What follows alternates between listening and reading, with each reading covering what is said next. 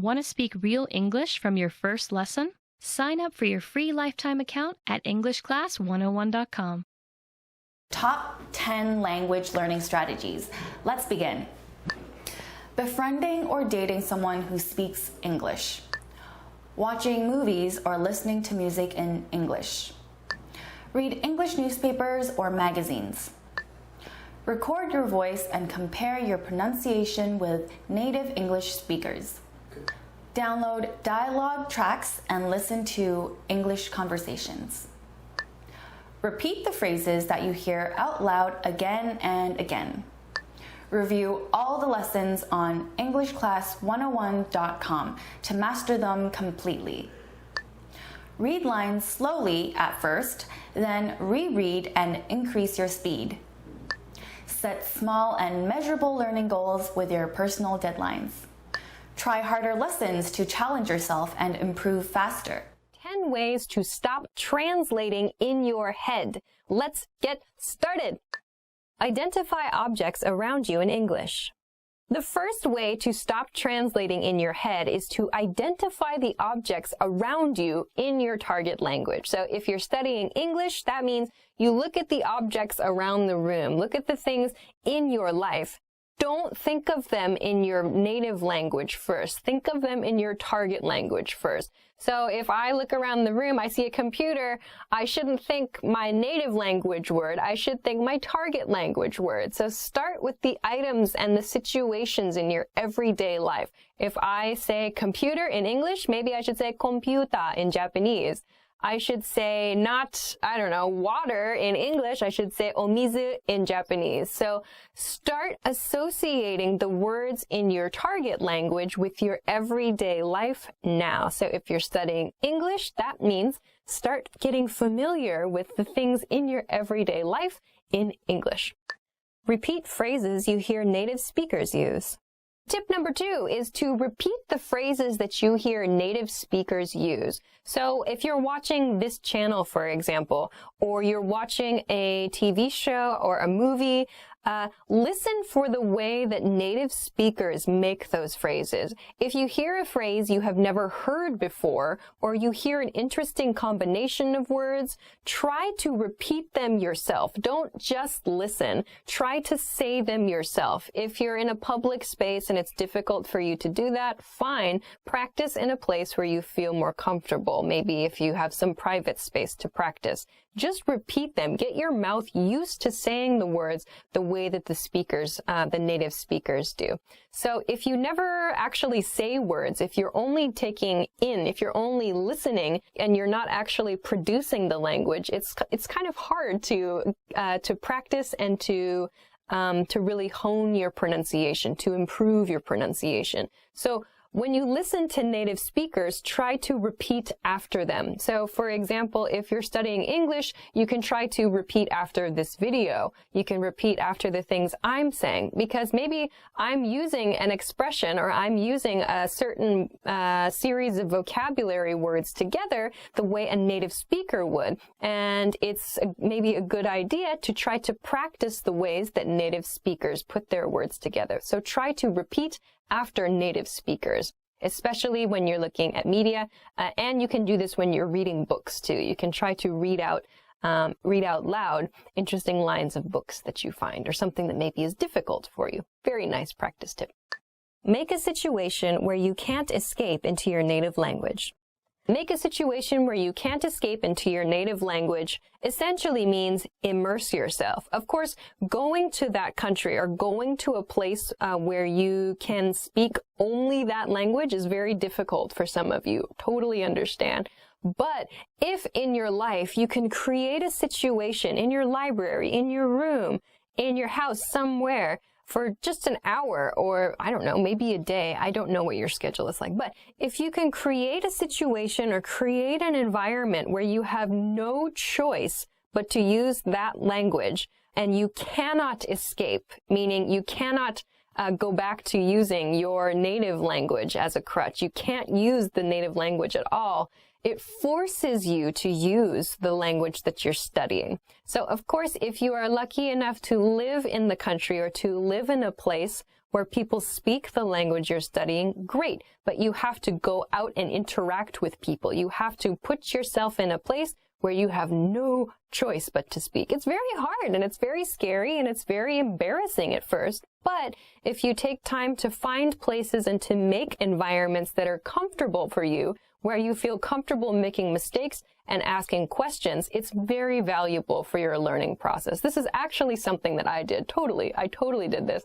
My Japanese wasn't very good for a long time, but then I started making friends who could not speak English. Actually, I just did this through finding hobbies. There was a hobby that I had. I joined a group. I joined actually a school where I could learn how to do that hobby. And everything was taught only in Japanese. And the people in my class only spoke Japanese, mostly. And then maybe we would go out for drinks and food late at night or on the weekends, and everybody spoke only Japanese. And if I couldn't communicate even simply in Japanese, I had no hope of keeping that friendship together. So it forced me to study. It forced me to think about the words they were using and to try to learn those words, those patterns, as well as how to produce them naturally myself. So I was learning the vocabulary words the people around me were using and learning how to apply them on my own. That was only possible because I had no escape in those situations. So try to do that, even if you can do it yourself in your house. It's super helpful, I think. Watch TV and movies in your target language without subtitles. Tip number 4 is to watch TV and movies in your target language without subtitles, So I think that watching with subtitles can be very beneficial. So if I'm watching something, or if you want to watch something with subtitles on, great. But I sometimes find that in my case, I think too much about reading the subtitles and I forget to listen. So maybe if you've seen a movie in your target language a few times with the subtitles on, try turning the subtitles off and think about the characters' body language, the words they're using. You can always look that up later. Look up the words you don't know in a dictionary, but try to do it where you're focusing completely on the way that people are using their words. Try not to use the subtitles. So kind of play around with it a little bit. If there's a word that's difficult for you to hear, you can actually turn on the subtitles in the native language of the movie as well. That's something that I've done. If I wanted to study Japanese, it's very useful when the actual words spoken in Japanese appear on the screen. Sometimes it's easier for me to catch a word if I see it visually and I hear it at the same time. So another way to kind of explore how you can use TV and movies is to actually turn on the closed captions, like the words on the screen in the native language of the movie. So this is sort of 2 points in one. So 1, watch movies without subtitles, meaning subtitles in your native language. And hint 2 is to watch movies with closed captioning on, but the closed captioning is in your target language, not in your native language. So you can try those 2 things with TV and with movies. Don't bring a dictionary to your lesson. Tip number 5 is don't bring a dictionary to your lesson. Okay, so give me a second here. So I understand that dictionaries, especially electronic dictionaries, we have them on our phones now, are very, very convenient.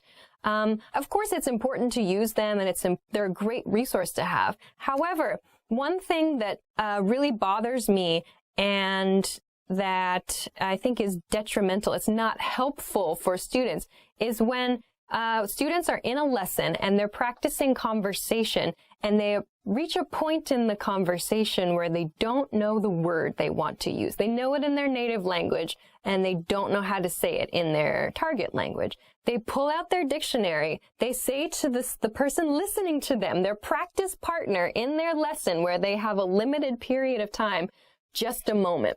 And then they look it up on their phone and it takes a few seconds, the flow of the conversation stops, and then they say a word. And it's like, whoa, no, you don't have that ability. You don't have the ability to do that in a conversation with a native speaker.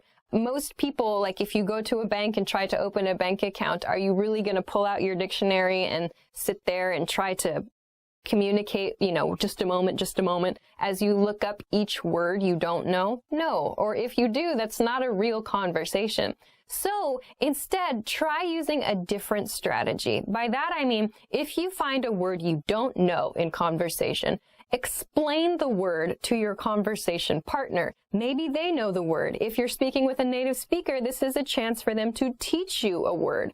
I find that when people take the time to teach me a word, I remember the word much better than just looking it up on my dictionary. So try to resist. Maybe you can bring a dictionary to your lesson, but don't use it or try not to use it in your conversation practice. It destroys the flow of a conversation. So instead, practice the skill of describing the vocabulary word you want to use and learn how to ask the meaning of a word or learn how to ask for a vocabulary word from your partner. So you can use an expression like, what's the word that means blah, blah, blah. Or, it's this thing that does this and this and this. So this is an opportunity for you to describe characteristics of something or find a different way. You can use your body language. You can use whatever. You have a lot of tools, but try not to use a dictionary in a conversation because it's not realistic. Train responses to common questions. Number 6 is a quick one, I think. Hint number 6 I have is just to train responses to common questions. Train responses to common questions. So, for example, a very common question in English is, hey, how are you? You should know how to answer this question. Just have a default response. Hey, how are you? I'm good. If it takes you a long time to answer the question, hey, how are you?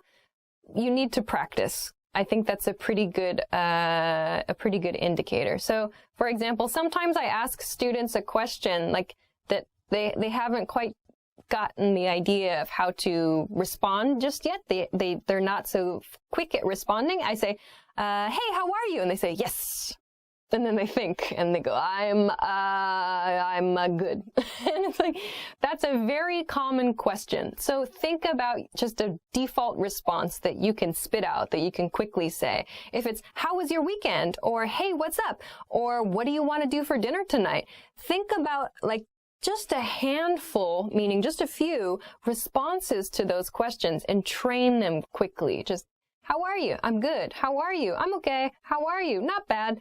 There's 3. So it's just training responses to those questions. There's no reason to be surprised by a question like, how are you? That's a very common question. So for those common questions, train responses to that. We've got a bunch of videos, especially beginner level videos, for some example responses you can do. So don't get stuck with these little questions. Just train a few responses. Practice a few responses till they feel natural to you. It'll save you time and it'll help the person asking the question too to move forward in the conversation. Yay! Study with materials that don't provide a translation. The next tip is to study with materials that don't provide a translation. So by this I mean, if you're using worksheets or some kind of textbook or whatever, and it has your target language, the language you're studying, and it has your native language next to it. While this can be useful, I feel that if you can, studying your materials only in your target language and then simplified explanations for more detailed points, also in your target language, can be a little bit better. So I don't want to say you should only study things in your target language and nothing from your native language, because of course it can be helpful sometimes to look up a word or to understand a grammar point in your native language. But where possible, if you can find something that provides simplified explanations in your target language, it can be really, really helpful because, again, you're learning to think on a simpler, on a more basic level about the language you're studying in the language that you're studying. So this can be really, really good. So finding some materials to use where there's no translation. Maybe you can practice, of course, with books and with written materials, but also with video materials as well. So there are a variety of different ways that you can find materials in your target language, like in video and TV. So some things to think about there are the level of vocabulary words people are using in the media content you're watching, who the media content is intended for, children, young adults, the speed at which the speaker is talking. So like I have the ability to change the level of difficulty of videos based on the rate of speech, the vocabulary words that I use, and how many like idioms and things I use. So I could make a video very difficult. We could make a very difficult video series by leveling up our vocabulary use or by speaking very quickly. Or, as you might see in like our English in 3 Minutes series, we can also use very simple vocabulary and speak at a low rate of speech. So maybe right now this is a very intermediate level video. So please think about that. So not just for written materials, but also for your audio and visual materials. Think about who your audience is, the level of the material, and so on. It can be really fun. And it can be helpful to think about your target language in your target language. All right, we're almost done. Study phrases in addition to single vocabulary.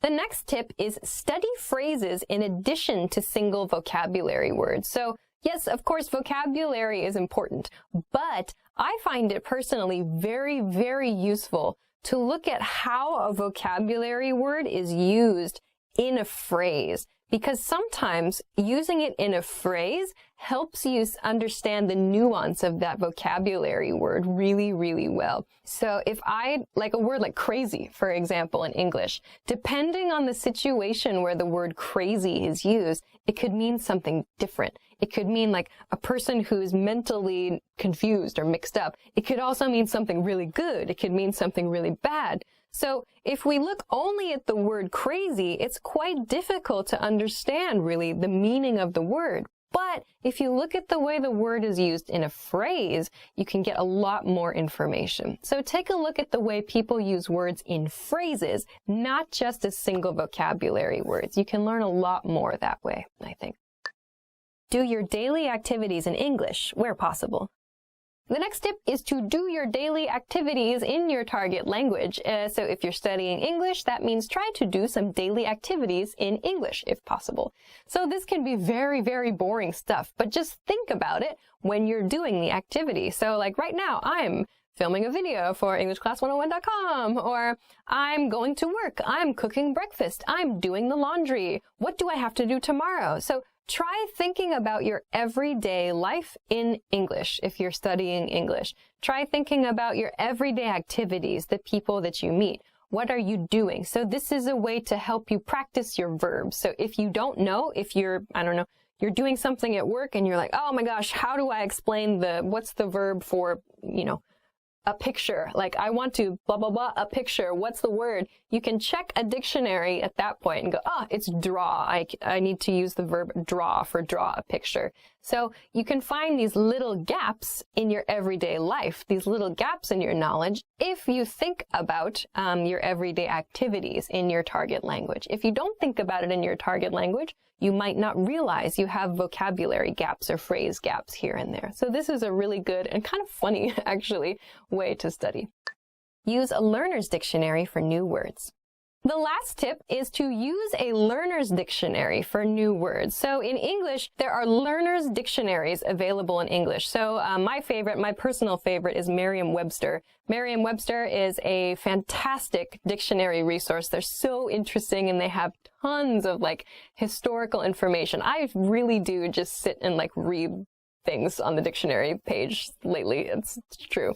But of course, there's a definition, there's a meaning for words, there are example sentences for words, but Merriam-Webster also has what's called a learner's dictionary. If you find a word that you don't recognize, you can check it in a dictionary, in a learner's dictionary, and it gives you a simple explanation in simple English of that word. So instead of checking it in your native language, you can check it in your target language. So again, this helps you to understand the word that you're focused on, but you understand it from the language you're studying, not from your native language. So using a learner's dictionary can be really, really useful as well. All right.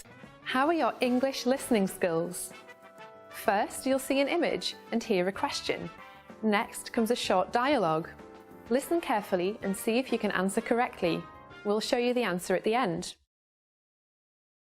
A man and a woman are talking. What are they going to do first? What do you want to do today? I want to go see a movie. Okay, I want to watch the baseball game on TV. Also, I want to go shopping. The baseball game starts at 1 o'clock. Okay, so let's see the movie first, and then you can watch the baseball game. All right, then we'll go shopping in the evening. What are they going to do first?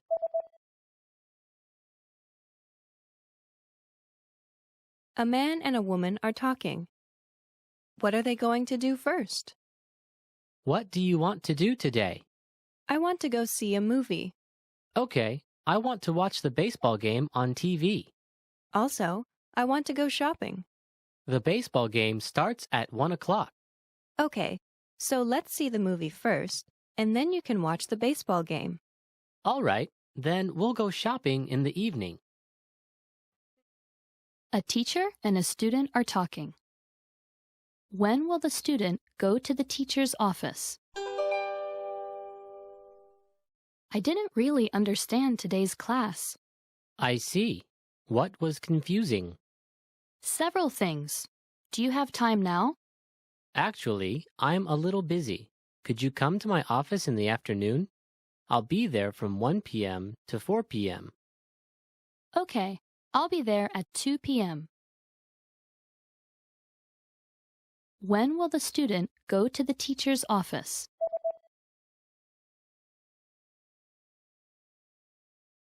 A teacher and a student are talking. When will the student go to the teacher's office? I didn't really understand today's class. I see. What was confusing? Several things. Do you have time now?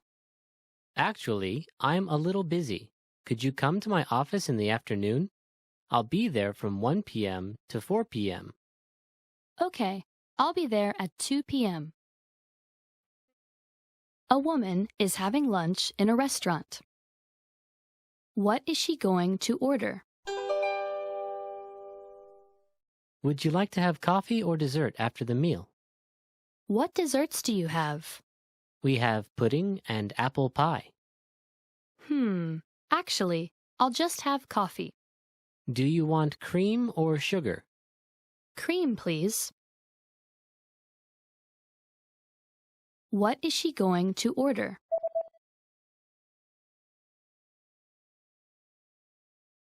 A woman is having lunch in a restaurant.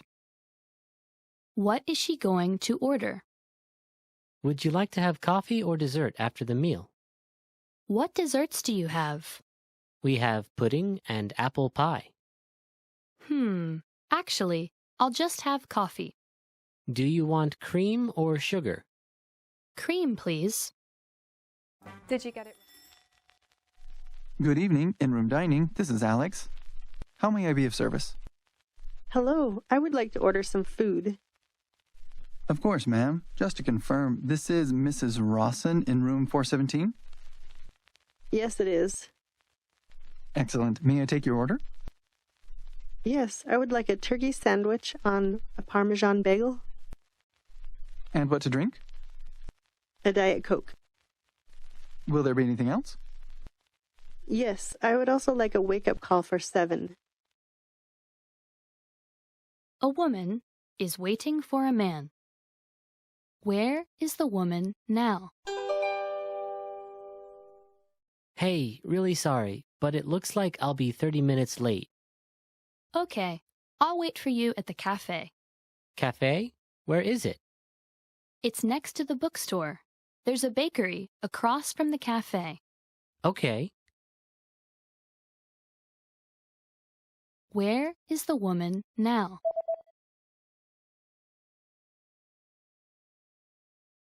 A woman is waiting for a man. Where is the woman now? Hey, really sorry, but it looks like I'll be 30 minutes late. Okay, I'll wait for you at the cafe. Cafe? Where is it? It's next to the bookstore. There's a bakery across from the cafe. Okay. A man and a woman are talking about summer vacation. What is the woman going to do on her summer vacation? Have you already planned for the summer vacation? Not yet. I'm thinking about going to the sea or the mountains. I'm going to the beach with some friends. We're going surfing. Sounds nice. Why don't you come with us? Wow, sure. Thanks. What is the woman going to do on her summer vacation?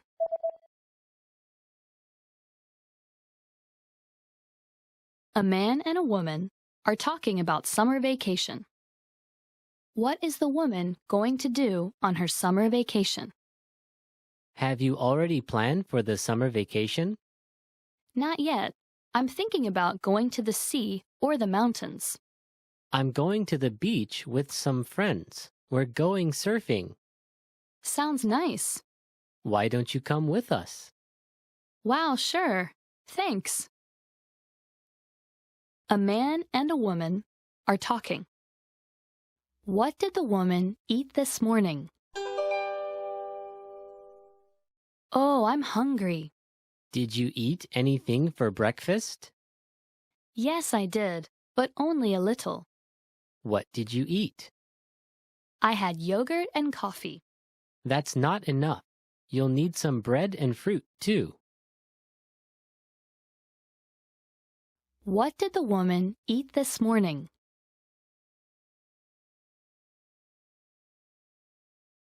A man and a woman are talking.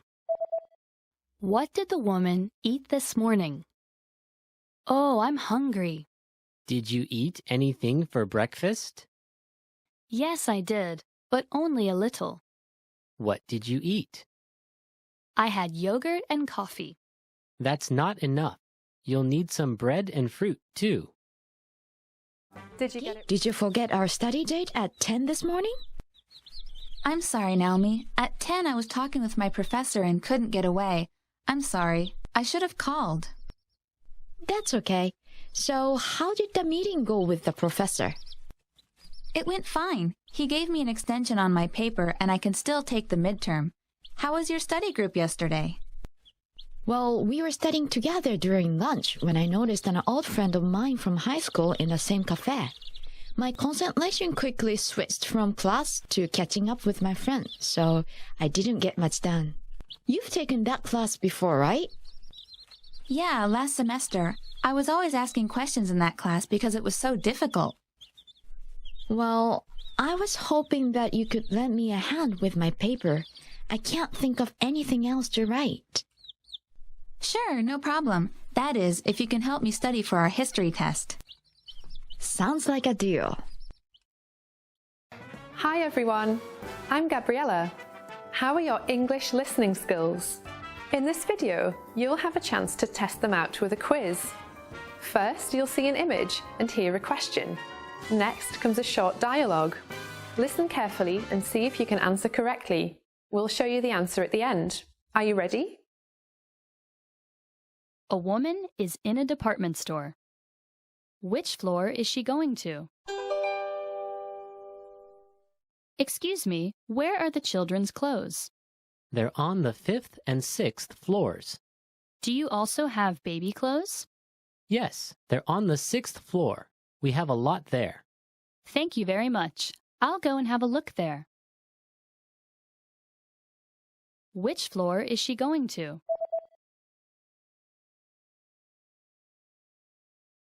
A woman is in a department store. Which floor is she going to? Excuse me, where are the children's clothes?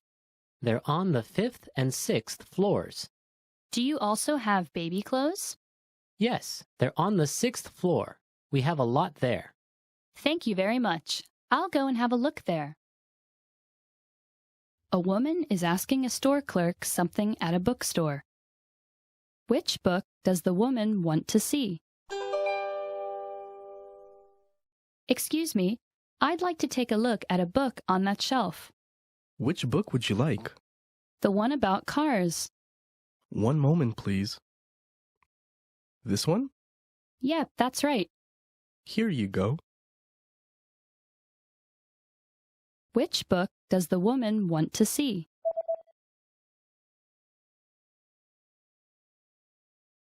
A woman is asking a store clerk something at a bookstore. Which book does the woman want to see? Excuse me, I'd like to take a look at a book on that shelf. Which book would you like? The one about cars.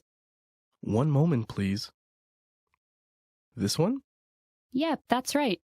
Here you go. A man and a woman are looking over a menu at a restaurant. What's the man going to order? What are you going to order? The pizza looks delicious. I think I'll go with that. I had pizza yesterday, so... Okay then, what about the hamburger? Sounds good. I'll go with that.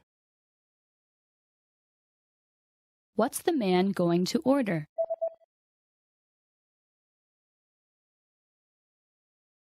A man and a woman are looking over a menu at a restaurant. What's the man going to order? What are you going to order? The pizza looks delicious. I think I'll go with that. I had pizza yesterday, so... Okay then, what about the hamburger? Sounds good. I'll go with that. A man is calling the doctor's office. What time does he need to be at the doctor's office by? Hello, how can I help you? What time do you close today? We close at 6 o'clock, but please come in before 5:30. Okay. Thank you. What time does he need to be at the doctor's office by?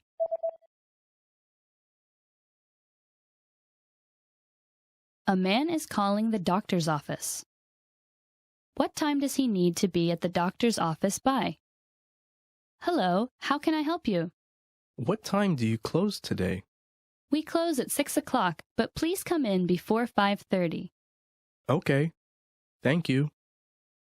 Did you get it? Ma'am, may I have your first and last names? Melissa West. Thank you, ma'am. I have found your reservation. Here's the registration information. Does everything look correct to you? Yes, it seems to be correct. Excellent. Now, I will just need a photo ID for legal purposes. Will my passport do? That would be just fine, ma'am. Checkout is between noon and 2 o'clock. You may request an extension of up to 5 hours free of charge. What if I need more time? Then a late charge of 5% will be added to your bill. How are your English listening skills? First, you'll see an image and hear a question. Next comes a short dialogue. Listen carefully and see if you can answer correctly. We'll show you the answer at the end. A boy is reading from his journal. What was the first thing the boy did today? The weather was great today. I went swimming this afternoon at the pool. And I went to a movie in the evening. I also studied all morning. Today wasn't bad. What was the first thing the boy did today?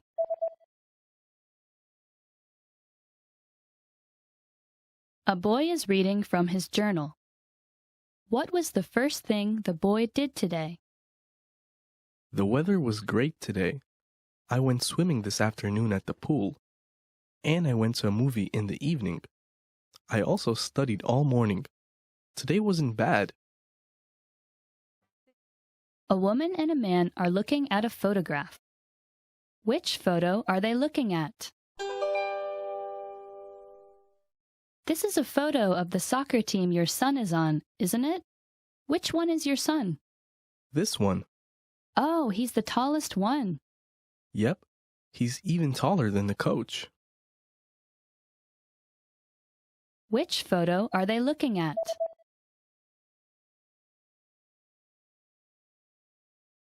A woman and a man are looking at a photograph. Which photo are they looking at? This is a photo of the soccer team your son is on, isn't it? Which one is your son? This one. Oh, he's the tallest one. Yep, he's even taller than the coach. A man and a woman are talking. When are they going to see the movie?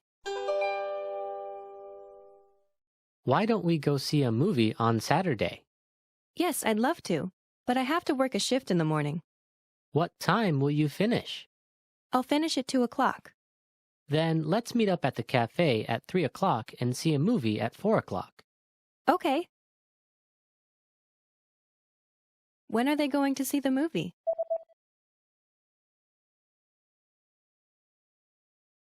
A man and a woman are talking. When are they going to see the movie? Why don't we go see a movie on Saturday?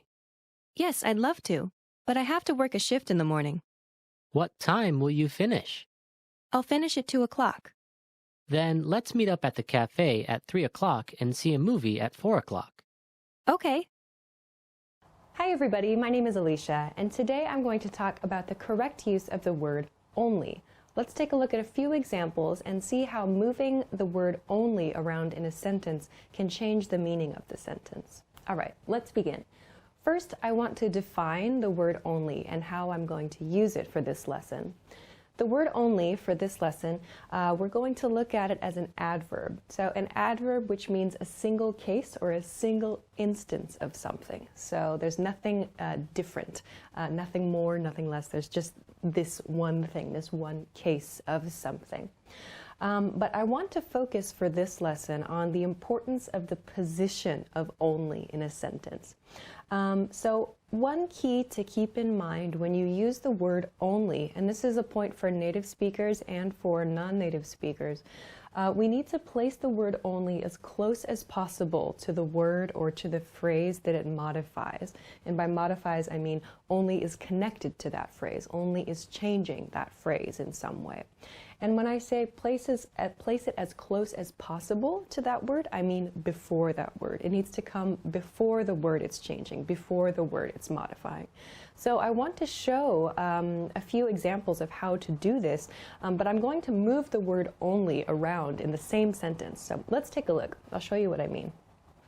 Let's take a look at this sentence. The base sentence here is Sarah saw Michael at the park. A simple sentence. So there are two people involved, one action, in this case the past tense saw, and then a location at the park. But I'm going to use the word only here in a few different positions to show how much it can change the meaning of the sentence depending on where we place it. So the first example here I have is only Sarah saw Michael at the park. Here the word only comes before Sarah, so that means that these two words are connected. Only is modifying Sarah in this case. This sentence therefore means that Sarah, perhaps in a group of people or with somebody else, Sarah was the only person, the single person who saw Michael at the park. Maybe there were other people in the group she was with, but she was the single person, the only person who saw Michael. So only Sarah saw Michael at the park. That's the meaning with the placement of only before Sarah here. Let's look at the next sentence. Sarah only saw Michael at the park. So here, only is coming before the word saw. So in this case, it's modifying this verb, saw.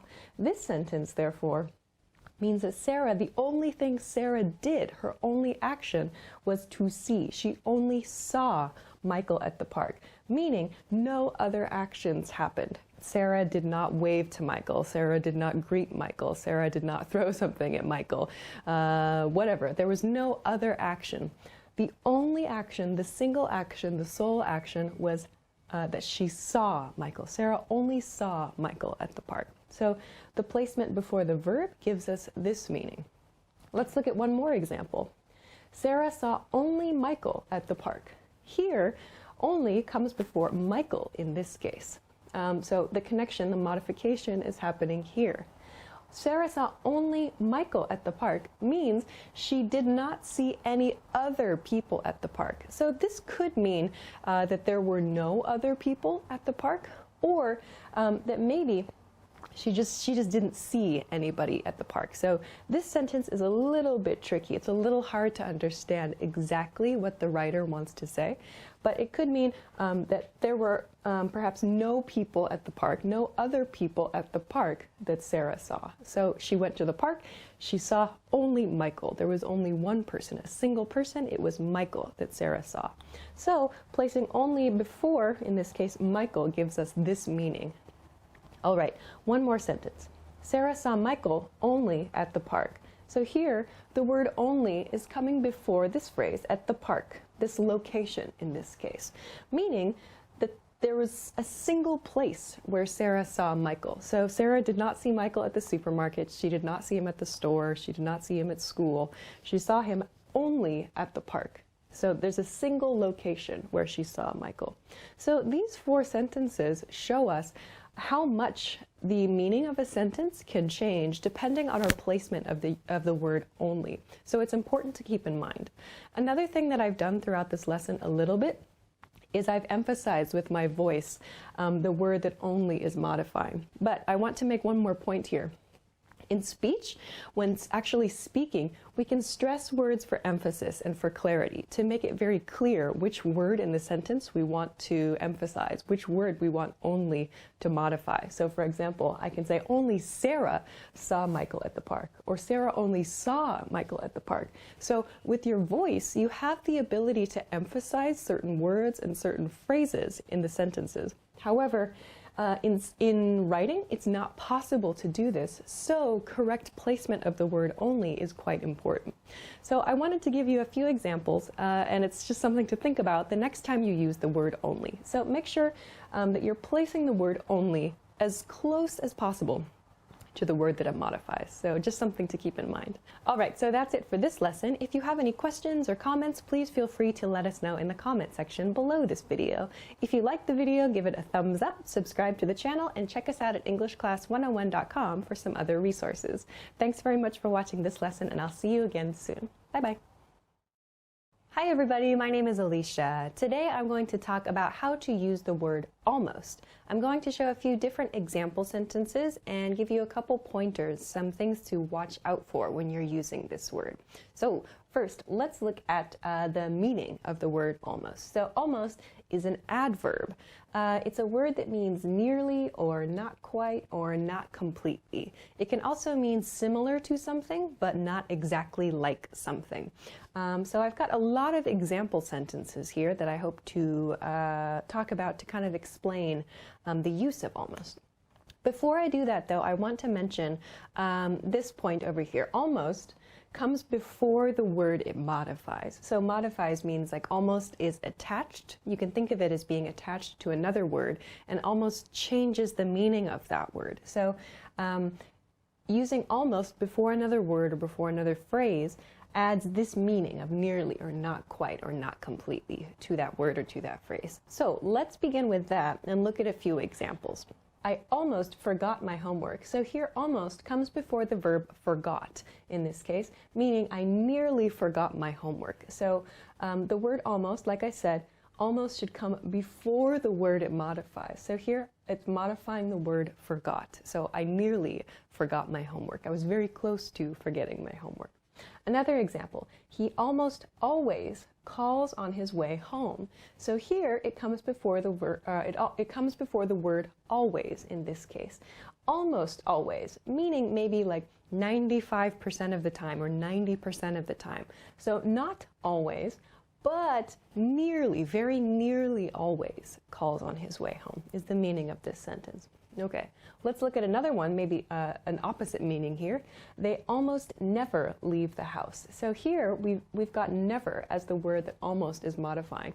So almost never means you can think of it in terms of a percentage, for example, like 5% of the time they leave the house. Very, very close to zero, but not quite zero. So almost never, not quite never, but very near to never.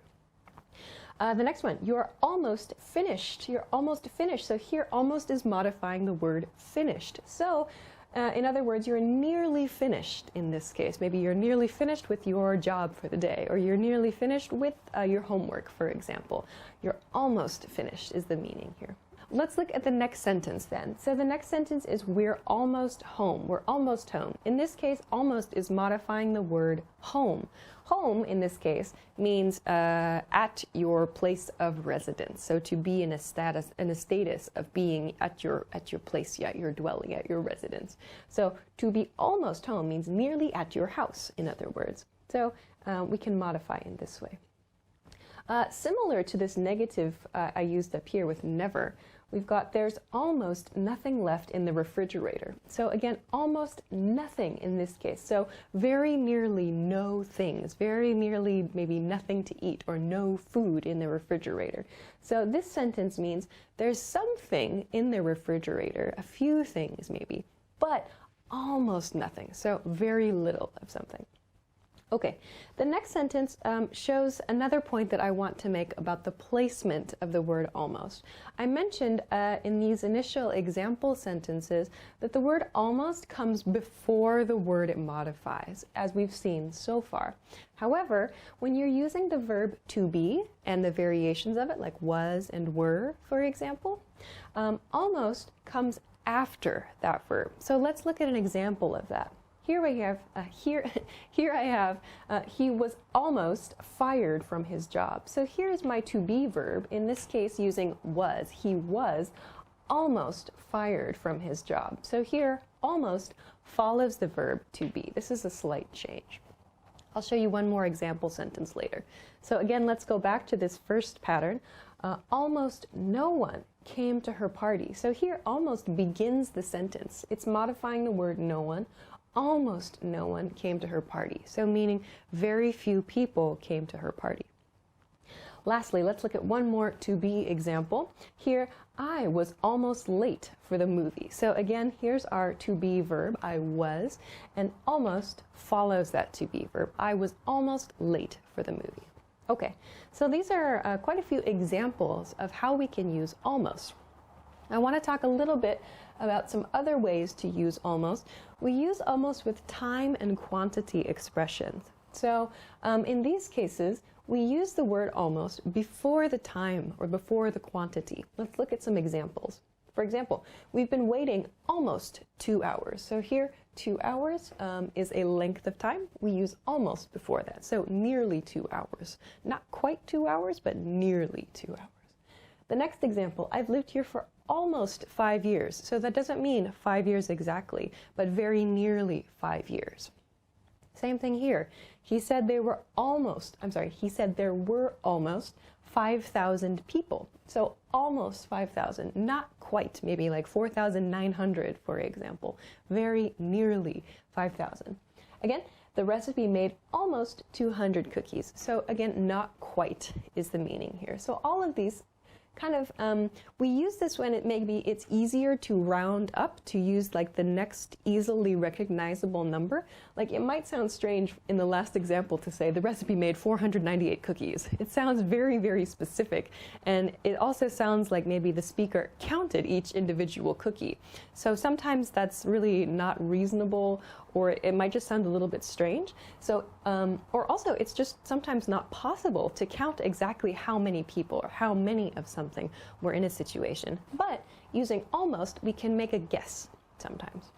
So this is quite a useful thing for time and quantity expressions. Okay, so as we've seen so far in this lesson, we can use always with words like always and never. I used it over here. For example, he almost always and they almost never.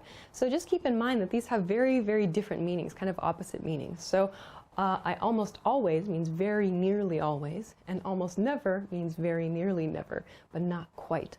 Same thing with all or nothing or no. So I used an example here. There's almost nothing, for example.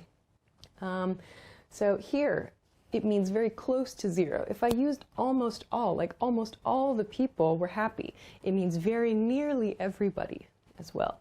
So you can kind of see a pattern here, and the same one is we can see here at the end, everyone and no one. It's like extreme, so like 100% versus 0% of something. So all or nothing, everyone or no one.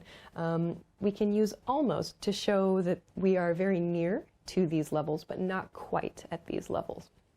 The last thing I want to mention in this lesson is a word of caution. Just be careful about where you place almost in a sentence because it can really affect the meaning of the sentence. So here, let's look at two very similar sentences. 1, he almost told his boss all the secrets. And 2, he told his boss almost all the secrets. These are very different sentences, but they seem very similar. Here, I've used almost before the verb told. So almost is modifying the word told here.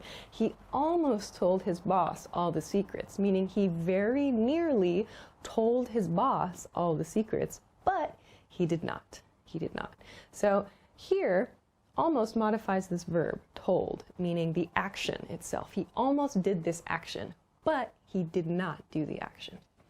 In this sentence, however, he told his boss almost all the secrets. Almost, because of its positioning, is modifying the word all. He told his boss almost all the secrets, meaning he told his boss very nearly everything, all of the secrets. So maybe like 95%, 90 to 95% of the secrets he told his boss. So the action happened. He did tell his boss, but he didn't tell everything in this case. So please keep this in mind. Your placement, the place in the sentence where you use the word almost, can create very, very different meanings. So remember this point here. Almost should come before the word it modifies. So when you're writing and when you're speaking, you should think carefully about this. Also remember, when you're using the verb to be, almost should come after that verb. Finally, when you're speaking, as I am right now, we do have the ability to use our voices. We can emphasize key words. We can stress them with our voices to make it clear which word we want to emphasize. However, we can't really do that in writing. So it's really important to consider, to think about where we place the word almost when we're writing. So I hope that this lesson was useful for you. If you have any questions or any comments, please feel free to let us know in the comment section below this video. If you liked the video, give us a thumbs up, subscribe to the channel, and check us out at EnglishClass101.com. Thanks very much for watching this lesson, and I will see you again soon. Bye-bye. Hi everybody, my name is Alicia. Today I'm going to talk about the difference between which and that. Which and that are both relative pronouns, but a lot of people confuse the two. So let's talk about how to use them. Okay, first, a quick overview. Which, first, we use which in what are called non-restrictive relative clauses. We use that, on the other hand, in restrictive relative clauses. So before we continue, let's talk about the difference between non-restrictive clauses and restrictive clauses. The difference here, a non-restrictive clause, first of all, where we use which, is a clause that does not have information essential to understanding the noun it is connected to. I'll show you some examples in just a minute. A restrictive clause, however, is a clause that has information essential to our understanding of that noun. So we need the information in the restrictive clause to completely understand the noun or the noun phrase it is attached to. A non-restrictive clause is sort of extra information. We don't need the information to understand the noun or the noun phrase. It just provides some more information. So let's take a look at a few examples of this. The first example I have is rather extreme, but it's just to show the differences between these two. First, the school that I parked my car next to is dangerous. So here my noun is school. Here I've got the relative pronoun that. I have the school that I parked my car next to is dangerous. I've used that here because my clause is a restrictive clause. I need this information. The school that I parked my car next to is dangerous. If I remove this, the school is dangerous, the sentence is correct. However, the meaning changes. The key here is that I parked my car there, so I want to explain that specifically the school that I parked my car next to, this school in particular, is dangerous. So that shows us that it's a restrictive clause. We have to use that in this sentence because the information is essential to our understanding. In this sentence, however, the school, which has a tennis court, is dangerous. I've used which. So which is a non-restrictive, is used in non-restrictive clauses. This shows us it is extra information. The school has a tennis court. Do I need to know this information? No, it's just extra information. If I remove this clause, the school is dangerous. The root sentence, the basic sentence, stays the same. This is just extra information. It doesn't necessarily tell us essential information about the situation. So we use which to show that. It's a non-restrictive relative clause. As I said, this is a rather extreme example. So let's take a look at something that's a little bit more complex. Okay, let's look at the next two sentences. First, the car, which I bought last year, is already having trouble. And the car that I bought last year is already having trouble. These are very similar sounding sentences. However, our choice of which or that, as well as the commas, which I'll talk about later, have changed the meaning. So there are a couple key differences here. One, by seeing that in the first sentence that we're using a non-restrictive clause here with which, we see the car which I bought last year. This shows us that this is extra information about the car. Here, however, we see that this is essential information. The car that I bought last year is already having trouble. So the speaker could be saying here, with this sentence, the second sentence, the car that I bought last year, specifically a car that the speaker purchased the previous year. This sentence means, therefore, the speaker might have other cars. The speaker is specifically meaning this specific car that he or she bought last year. In this sentence, with the non-restrictive clause, we don't have the same nuance. The car, which I bought last year, is just extra information in this sentence. So here, the car that I bought last year, this is indicating a specific car.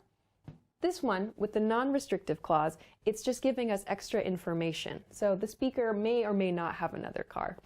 We don't know. So that's all I want to say about that. Okay, but a question that many people have is how do you know whether it's a restrictive or a non-restrictive clause? So this is a quick tip, a quick hint for native speakers and non-native speakers, actually. Is it restrictive, non-restrictive? How do I know? To do that, remove the clause. Just take the clause out of the sentence. Is the meaning of the sentence the same? Is the sentence still grammatically correct? Is it okay? If yes, if the sentence is okay, the meaning is the same, it's a non-restrictive clause. If no, if the meaning changes, if you lose some key information, it is a restrictive clause. So this is a quick hint. If you're not sure whether to use which or whether to use that, try this test, this quick test. Just take it out and see if the meaning changes. The last thing I want to talk about here is the use of commas. So you'll notice I used commas throughout this lesson, and also when I was reading, they kind of create a natural pause around this extra information. But when do you use them?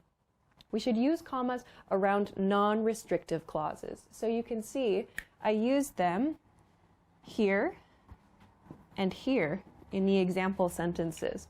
We use commas around non-restrictive clauses only. Again, this lesson, comma, which is being recorded, comma, is about which and that. So when you're reading, it creates a natural pause. So the reader knows there's going to be like extra information there. The reader can understand through use of these commas.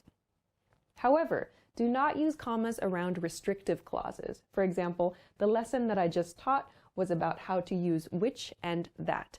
This is a restrictive clause. So I mean specifically this lesson that I just taught was about how to use which and that. I should not include commas here because I'm not including any extra information. All of the information is essential. It's the same with all of the other example sentences I used in this lesson. There are no commas included because all of the information is essential. The reader needs to understand everything in one piece. You can think of it that way. Okay. So that's an overview of the differences between which and that, restrictive clauses as well, and a couple of comma tips too. So I hope that this was a useful lesson for you. If you have any questions, of course, please feel free to let us know in the comments.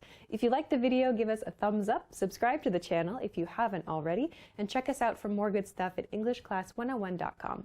Thanks very much for watching, and I will see you again soon. Bye-bye.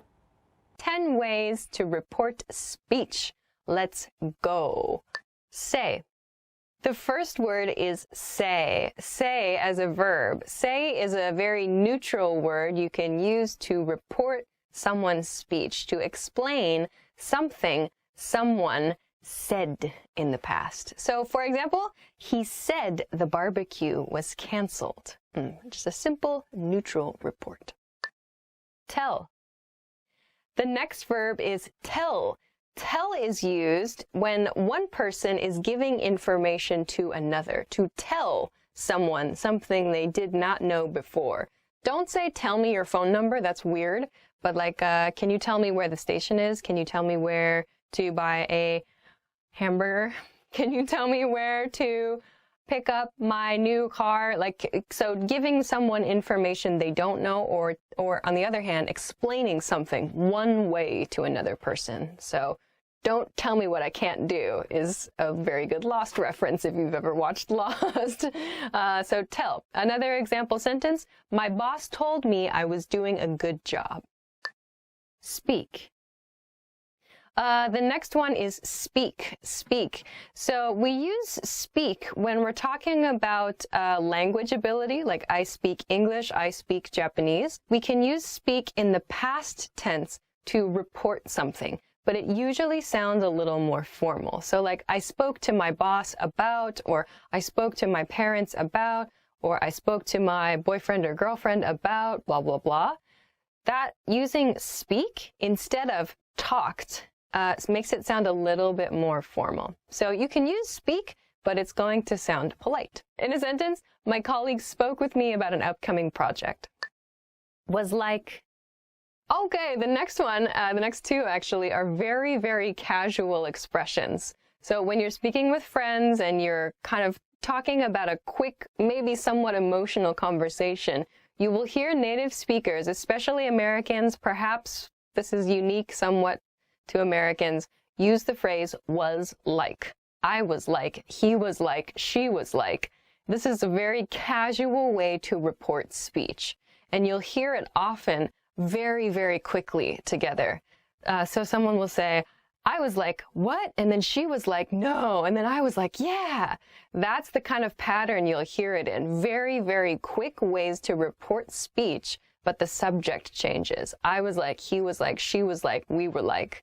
This is a way to share what happens quickly. Instead of I said, he said, she said, which might sound a little too formal, we can use I was like, he was like to do that instead. So this is a really fun one. And if you can use this naturally, I think that it'll really help you sound more natural too.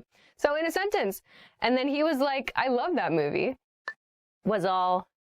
The next one is also similar to was like. We have the expression was all. So was all, don't worry about all. All does not have the meaning of the whole of something or a complete something. Instead, was all, this set phrase, is used to report speech. Usually this one is used when there's some kind of emotional aspect to your conversation, or it's a little dramatic or maybe a little exciting. We use it the same way as was like, in that very, very quick style of speaking. And then he was like, and I was all, and then she was like, and I was all. We use those together, but I was all has a little more emphasis. I feel I tend to use it when I want to express a stronger emotion.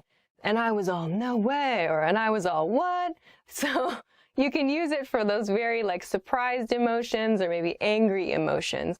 Was like and was all are both used in very casual situations. So, in a sentence, and I was all, oh my God, me too. Talk. The next word is talk. So, talk, similar to say, is a fairly neutral verb when reporting speech. You'll use it in a situation where someone is giving new information to you, but maybe it's a two-way conversation. So, for example, we talked about blah, blah, blah for a topic, or my boss talked to me about blah, blah, blah. So maybe new information is being exchanged, but the conversation is two-way. There are multiple participants. With tell, it's like the nuance is sort of one person is reporting information, giving information. With talked, there's an exchange happening there. So keep in mind when you use the word talk, you will say either I talked to or I talked with someone. and then you'll usually have a topic. So I talked to my friend about blah, blah, blah. I talked to my friend about my new apartment. I talked to my boss about a raise. I talked to my dog about what dogs do. So there's some kind of exchange happening there. You'll need to use to or with when you're referring to the person or entity you're talking to, and you'll use about to refer to the subject. So you can use this one, when you want to discuss exchanges of information. So in a sentence, she talked to me about my family. Mention.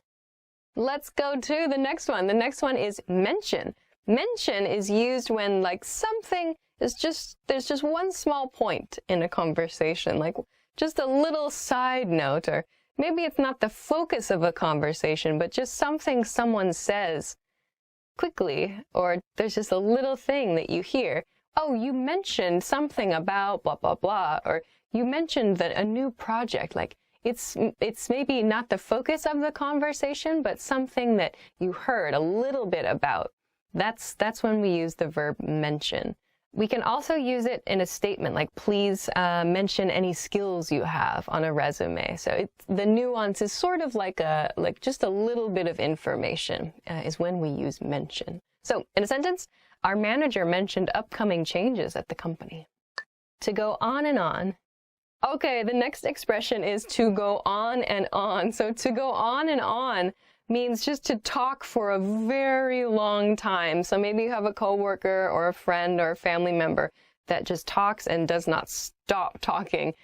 We say to go on and on. That's the expression we use. So in a sentence, the speaker at the seminar was going on and on about the topic. If you really want to emphasize it, you can say it was going on and on and on and on and on. That really emphasizes that the person continues to speak.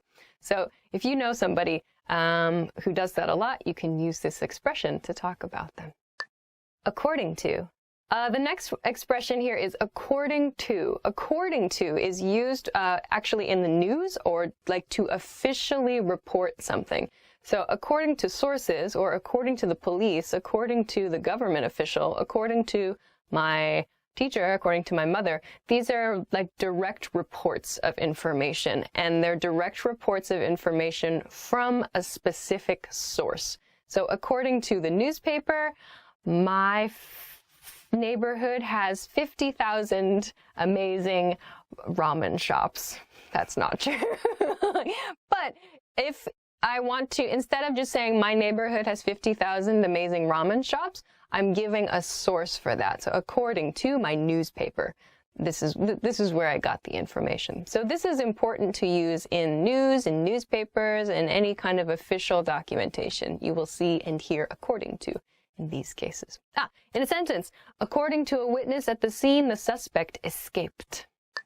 Report. Great. So the next one is report. So report, similar to according to, we use report in more official situations. So to officially share information, like to report to the police, to report to your teacher, to report to your boss. Sometimes it means to submit documentation, like to give someone a written report. Sometimes it's to share information officially, just with your voice, to report news or to report an update.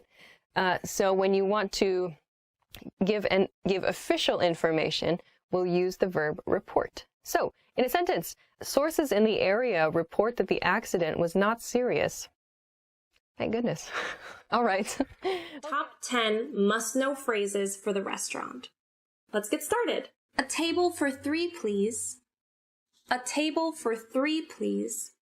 You tell them the number of people that you are total so that the host can bring you to an appropriate table. A table for 2, please. A table for 5, please. Could I please see a menu? Could I please see a menu?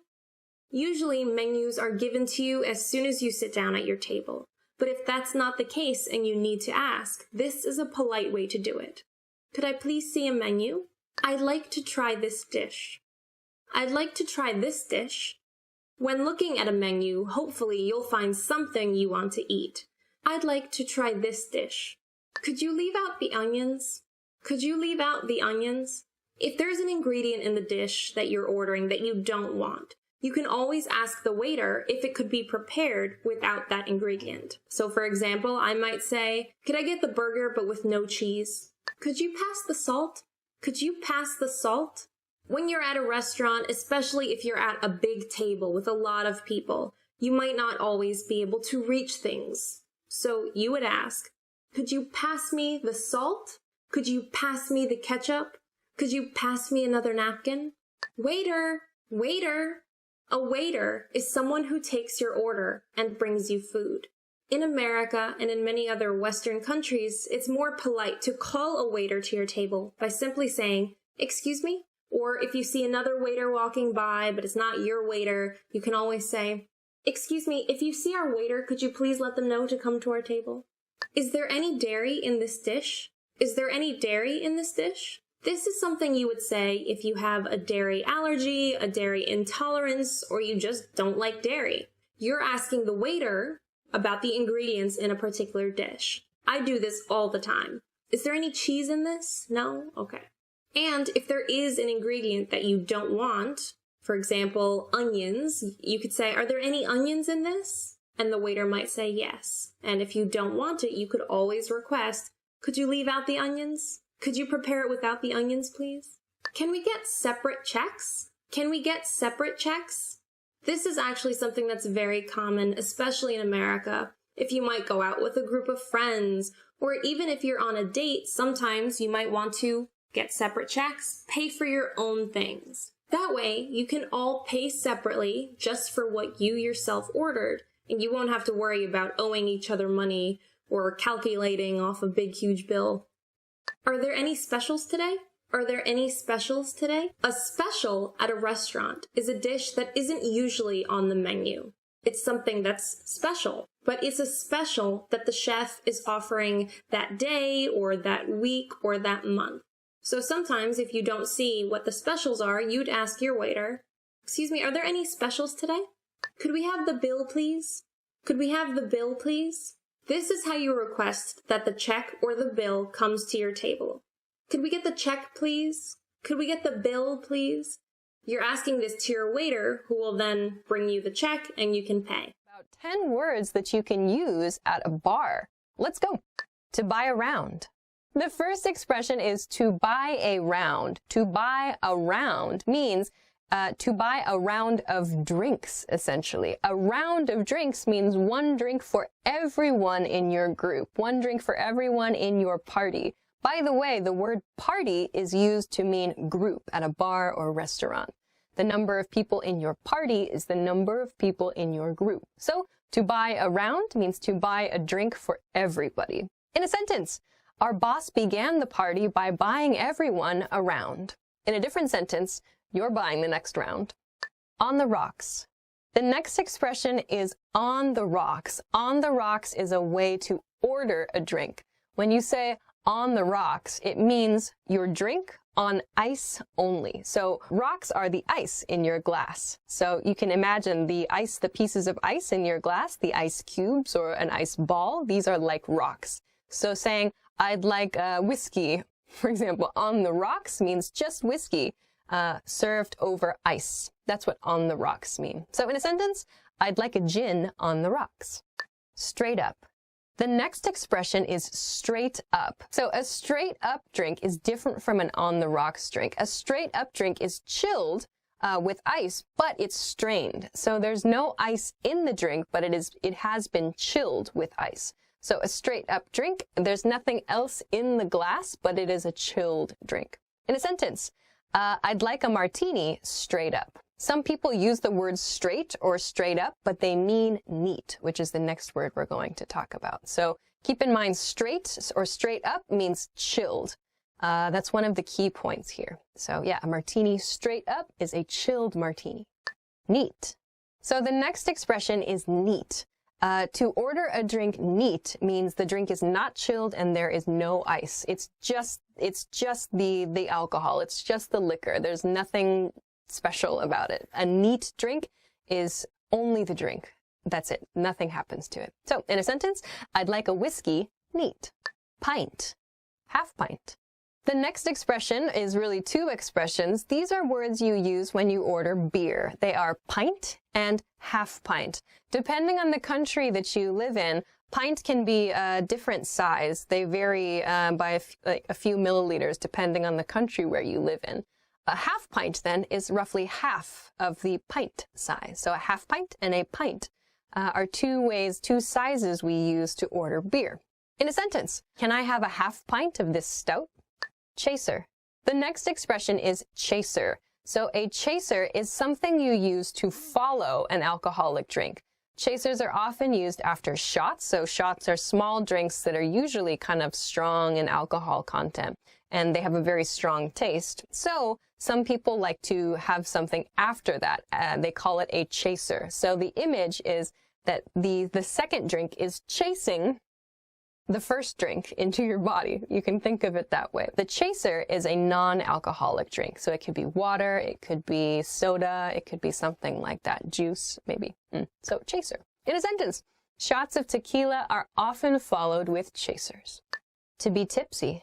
The next word is to be tipsy. To be tipsy is a way to describe your feeling when you're drinking. So if you can imagine when you're standing straight up, when you're standing as regular, you're very confident and tall and you don't move very much. But if you feel tipsy, this comes from the verb to tip, like this. So something tips to one side or another. Think of your body in this way. So we use the word tipsy, the adjective tipsy, to describe this feeling. Maybe you're not so steady on your feet. You could tip over at any time. That's called being tipsy from alcohol. Okay. So in a sentence, let's see. I'm a little tipsy. I need some water. To be drunk.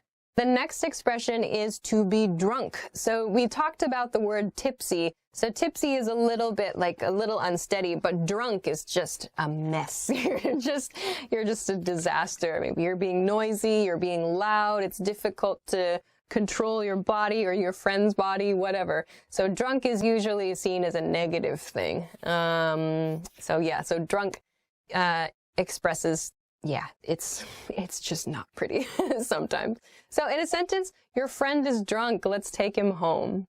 To call it a night. The next expression is to call it a night. To call it a night means to decide to finish at the bar, to go home. You're ready to be done. So here I'm going to call it, I'm going to say, this is tonight. Tonight is finished. So in a sentence, it's been a long evening. I'm going to call it a night. Means I'm going to go home. I'm done. It's a casual expression. Hangover. And then one more that you can use maybe the day after you visit a bar is hangover. So a hangover is a noun. Hangover is the word we use to describe the feelings after drinking too much. So maybe you feel sick to your stomach, you have a headache, your body is sore. There are a number of different feelings you might have when you feel hungover. To be hungover is another way to say it. But when you have a hangover, it usually doesn't feel very good. In a sentence, I have a hangover today. I'm not going drinking tonight. About the top 25 English phrases. So let's get started. The first phrase is hello. Hello, of course, is used as a greeting. You can greet your friends, you can greet your coworkers, your family with this phrase just by saying hello. Hey, hi, what's up? Hello. Sup? Yo. Pretty much any time of day you can use hello. Hello. The next phrase is good morning. Good morning is used as a greeting in the morning. You can kind of feel when morning ends for you. Good morning is nice and polite. Or even just morning with your close friends or close coworkers. The next phrase is good night. Good night is fine. We don't use this to greet other people. We use it when we're saying goodbye to other people at night. Family members, particularly mothers and fathers, to say good night to their children before they put them to bed. You can say it to your friend in a text message or in an email if you've been talking for a while. Good night. So the next word to talk about is goodbye. Use it when you say goodbye to your friends, when you leave your friends. Goodbye. Bye, of course. Take care. Have a nice day. Peace out. That's another way to say goodbye. Okay, the next phrase is I'm plus your name. Of course, this is a way to introduce yourself. You can use I'm, in my case, Alicia. I'm Alicia to introduce yourself in any situation. New friend, I'm Alicia. Okay, the next phrase is what's your name? What's your name is used to ask someone else what their name is. So, what is your name sounds a bit try to use what's your name. If you forget someone's name, you can say, sorry, what's your name? Or sorry, what's your name again? Next phrase is nice to meet you. Nice to meet you anytime you meet someone new. Nice to meet you is fine. Good to meet you is a little more casual. Great to meet you sounds very excited. Pleasure to meet you sounds like maybe a formal situation or a business context. Okay, the next phrase is how are you? How are you it's just a friendly way to check in with the other person. You can use it with friends, your family, your coworkers, maybe even your boss to a certain degree. How are ya? How you doing? The next phrase is I'm fine, thanks. And you? If you saw English in 3 minutes, we talked a lot about this phrase. Instead of I'm fine, thank you, and you, say I'm good, thanks. How are you? Just shorten it, make it a little bit more natural. How are you? Good.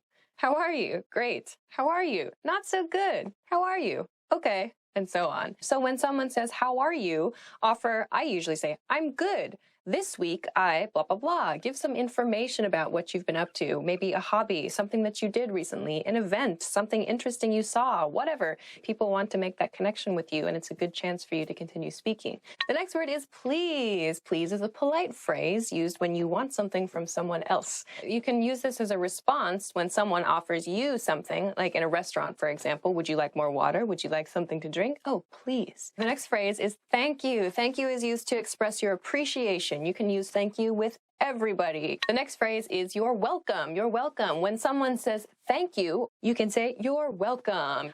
No biggie. I use no biggie as in no biggie is short for no big problem. The next word is yes.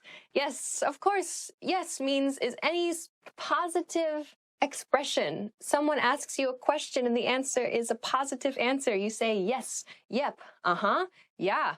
Oui. No.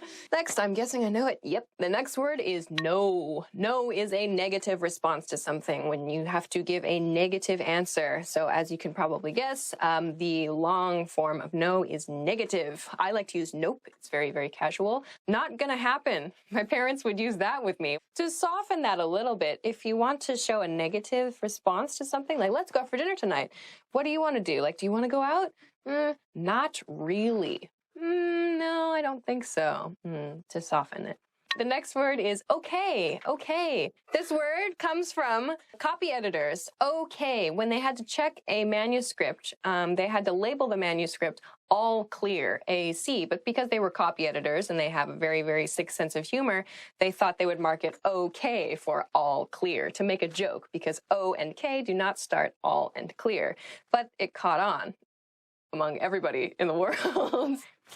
Anyway, okay is used to agree with somebody else. Well, it can be used actually to express a positive or kind of a slight negative, I feel. Transitioning in your conversation, you can say, okay, now we're going to talk about blah, blah, blah. Okay, the next phrase is excuse me. Excuse me, it's used to get someone's attention in English when you don't know the other person. For example, in a store, a supermarket, maybe a stranger on the street, you need to ask directions. You can use excuse me. You can use excuse me in the supermarket. Excuse me, can you tell me where the hot sauce is? If you've done something rude in public, you can use excuse me. I personally do not do rude things in public ever.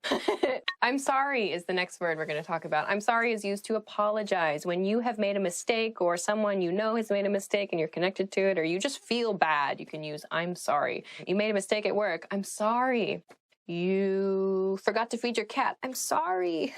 Sorry about that. You bump someone next to you. Oh, sorry. What time is it is the next phrase when you need to check what time it is. What time is it? When you ask someone else what time it is, maybe you say this to yourself too. Check your watch, check your phone, check a clock. Pretty straightforward phrase. There aren't really any short versions, so that's an easy one. Where is the plus a location. So you can use this for a building or a store. We're not going to use this where is the for a place, a city name or a state name or a country name. To do that, you would need to remove the. But where is the bank? Where is the post office? You can use this to ask directions, to ask for help in your house or at work.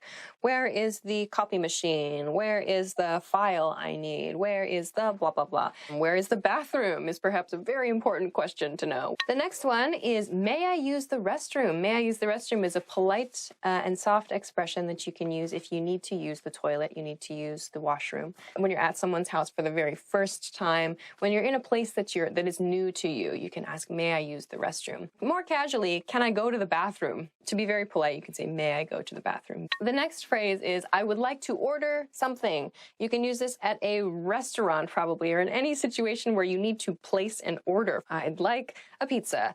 I'd like a beer. Can I get the check, please? This will be used at a restaurant. When you've finished your meal and it's time to go, can I get the check, please? In a very, very casual situation, you can just say, check, please. That's fine. The next phrase is see you soon. See you soon is used with friends and family members, perhaps, when you expect to see them again soon after saying goodbye to them. This is used at the end of the conversation. You're going separate directions. You say, see you soon. See ya is also good, or just see you. To make it a little more formal, you can say, I'll see you again soon. Make a full sentence out of it that way. The next phrase is see you later. See you later is very similar to see you soon, but the point is with see you later is that you're probably going to meet that person again later on in the same day. The last phrase is really. Really is a very useful word because you can use it to show you are interested in a conversation with upward intonation. Really, really, tell me more. Or to show that you're not so interested in the conversation with downward intonation. Really. So there are many other words that you can use similar to really in this way, like seriously or oh, and so on. So it's a really good practice for your intonation. Ways to say hi. This should be fun. Let's get started. First is yo. This one is a little bit casual, in case you couldn't tell. Used for close friends, maybe family members if you have kind of a silly relationship with them. Just quick, short, easy to do. In a sentence, yo, how's it going? Howdy. Howdy, traditionally associated with cowboy culture, I suppose. You should play a banjo maybe, or you've just gotten off a horse. I don't know. I use howdy from time to time. Howdy. Howdy. Howdy. Howdy. Dun, dun, dun, dun, dun, dun. That was my banjo. Yeah, in a sentence you might say, howdy folks. Welcome to the barbecue place. Next is hey. Hey is good, friendly phrase. You can usually use hey with a wave and smile, look happy. If you don't, people might think that you're down in the dumps. People might think you're not in a very good mood. In a sentence, hey, I heard you got engaged last week. Congratulations. Something like that. It's usually kind of a cheery, happy expression. All right, next is what's up. What's up is the long form of sup. This does not literally mean what is above you right now. If you want to be funny, you can say the ceiling or the sky, but that joke gets old really fast, and chances are the person you're talking to has already heard it before. It just means, what are you up to? What is going on with you? In a sentence, what's up? Did you have a good weekend? Typical response to what's up is not much. Find out some more responses in English in 3 minutes. We did an episode on this. Nothing much. How about you? That's pretty good. Pretty good. Pretty good. Pretty good. I don't know what I'm doing. The next one is long time no see. You can use this when you haven't seen the other person for a long time. You're at a party, you're at an event, or whatever. Anytime it's been a long break, you can decide how long is. Not the day before or the week before, maybe a few weeks or a month, whatever's unusual for you and this other person. When you see them, you can say, hey, long time no see. How have you been? About 10 words for talking about beauty and skincare. So let's begin.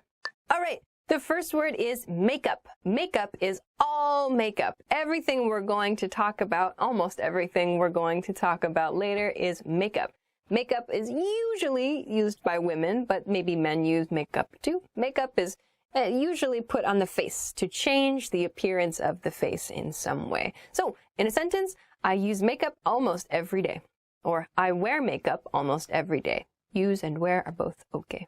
The next word is eyeshadow. So eyeshadow is makeup which goes on top of the eye, so the eyelid. This part is called your eyelid. Eyeshadow goes here on top of the eyelid. So in a sentence, what kind of eyeshadow do you use? The next word is eyeliner. Eyeliner. So eyeliner is used to draw a line, to draw lines near the eyes. That means it's safe to use near eyes. It depends on the person and their style, but maybe they use eyeliner to make lines in different ways on their face, near their eyes. In a sentence, eyeliner is really difficult to put on. Okay. The next word is lipstick. Lipstick, there's also lip gloss too. Lipstick is kind of the traditional, just like a single color. You apply it just on your lips and it gives, I don't know, not sometimes shiny, sometimes a very neutral, I don't know, depends on the lipstick. Lip gloss gives lips like this very glossy, almost like liquidy appearance. So lipstick and lip gloss have different effects. In a sentence, you have a lot of lipstick. The next expression is foundation. Foundation is the makeup product. It is applied to the skin, usually of the face. So it's used to make the face seem like all one color, foundation. Maybe people apply it with, I don't know, like a spongy thing or with their hands or What's a it brush. called? There's like a, I forgot what it's called. Isn't it like a sponge? I don't know. Something. Is it a beauty blender? Is that a thing?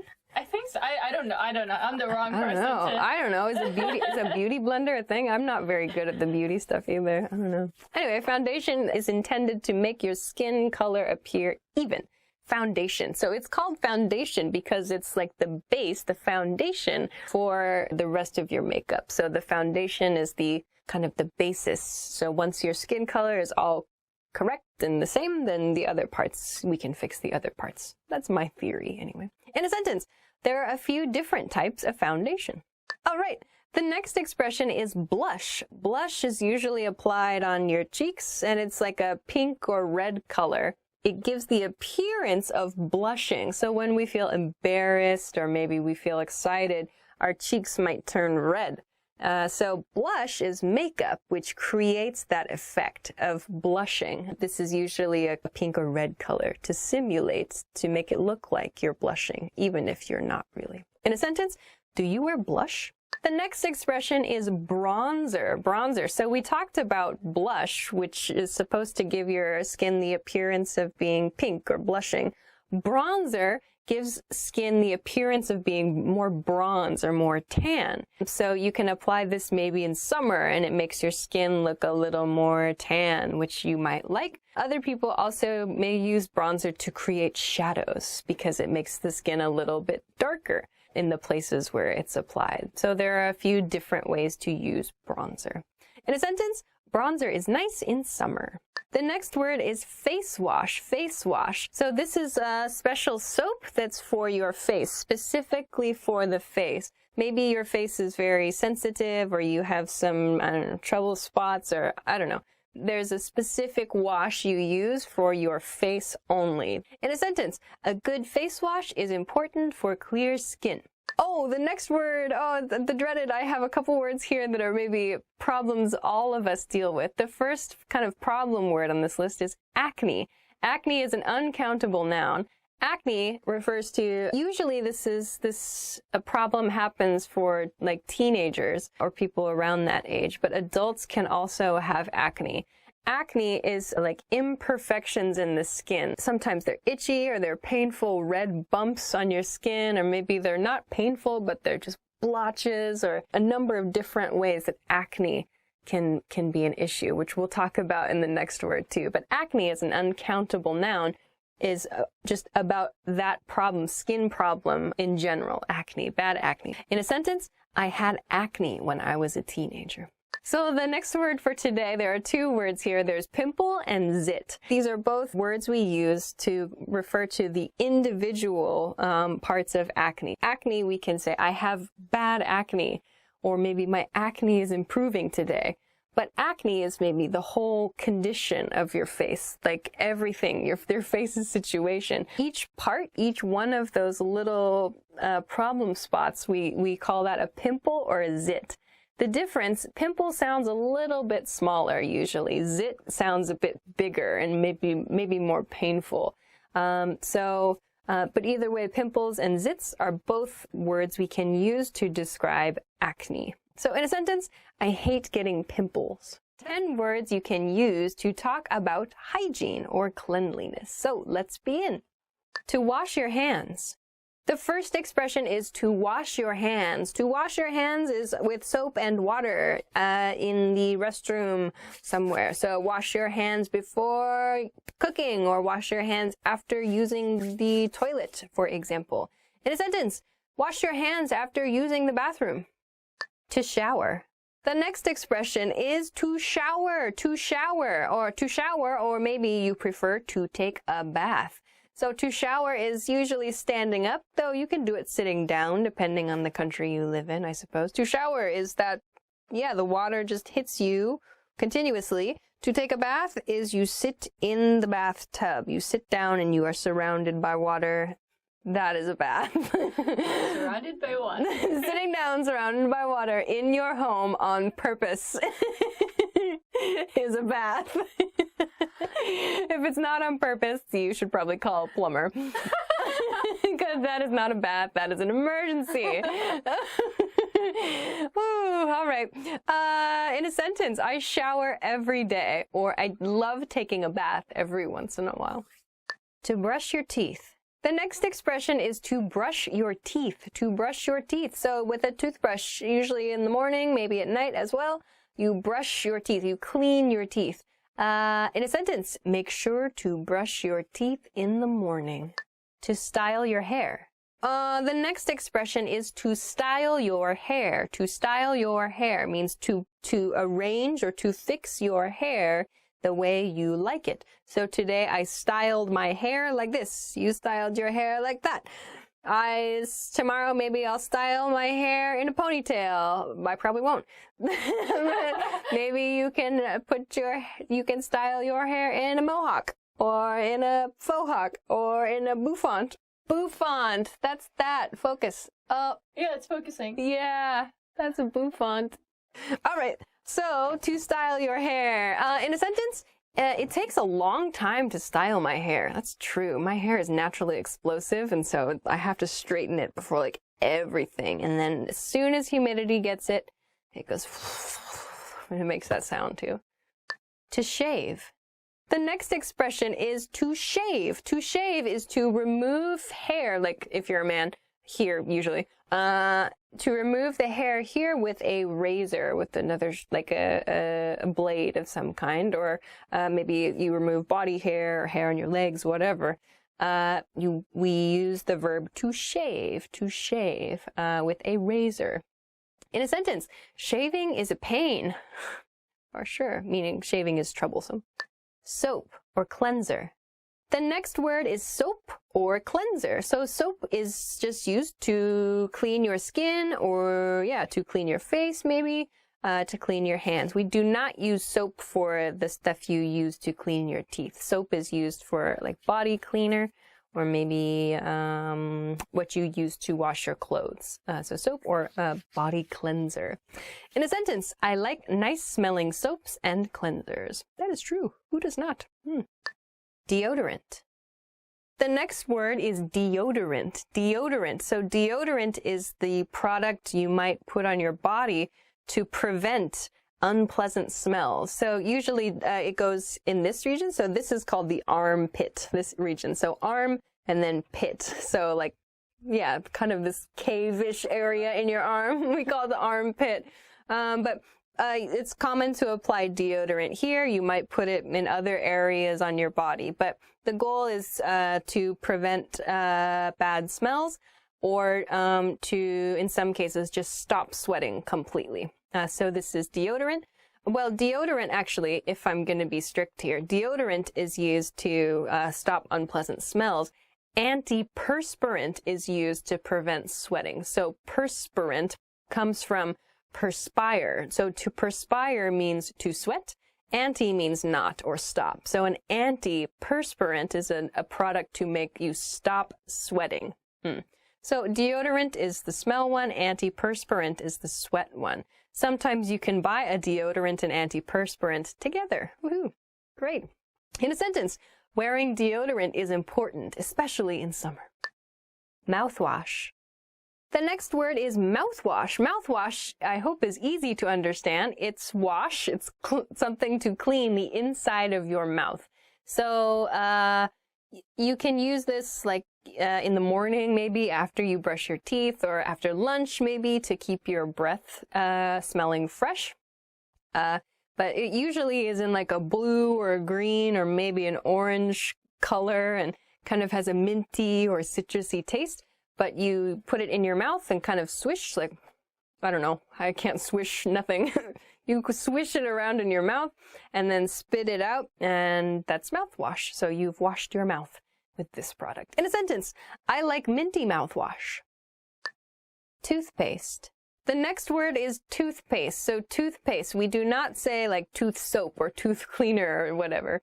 We use toothpaste for the product to clean our teeth. The product we use to brush our teeth is called toothpaste.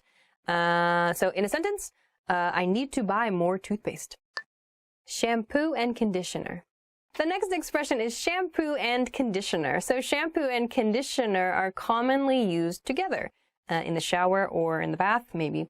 Shampoo usually comes first. We shampoo. Shampoo is soap for your hair, really. And then conditioner is a treatment for your hair. Conditioner is used to make your hair feel softer or more moisturized. So oftentimes they're used for shampoo and then conditioner together as a set. So in a sentence, I like trying new shampoos and conditioner. Want to speak real English from your first lesson? Sign up for your free lifetime account at EnglishClass101.com. Know your verbs. Look at your verbs. Look at your verbs. Hi, everybody. My name is Alicia. Welcome back to Know Your Verbs. In this episode, we're going to talk about the verb look. So let's go.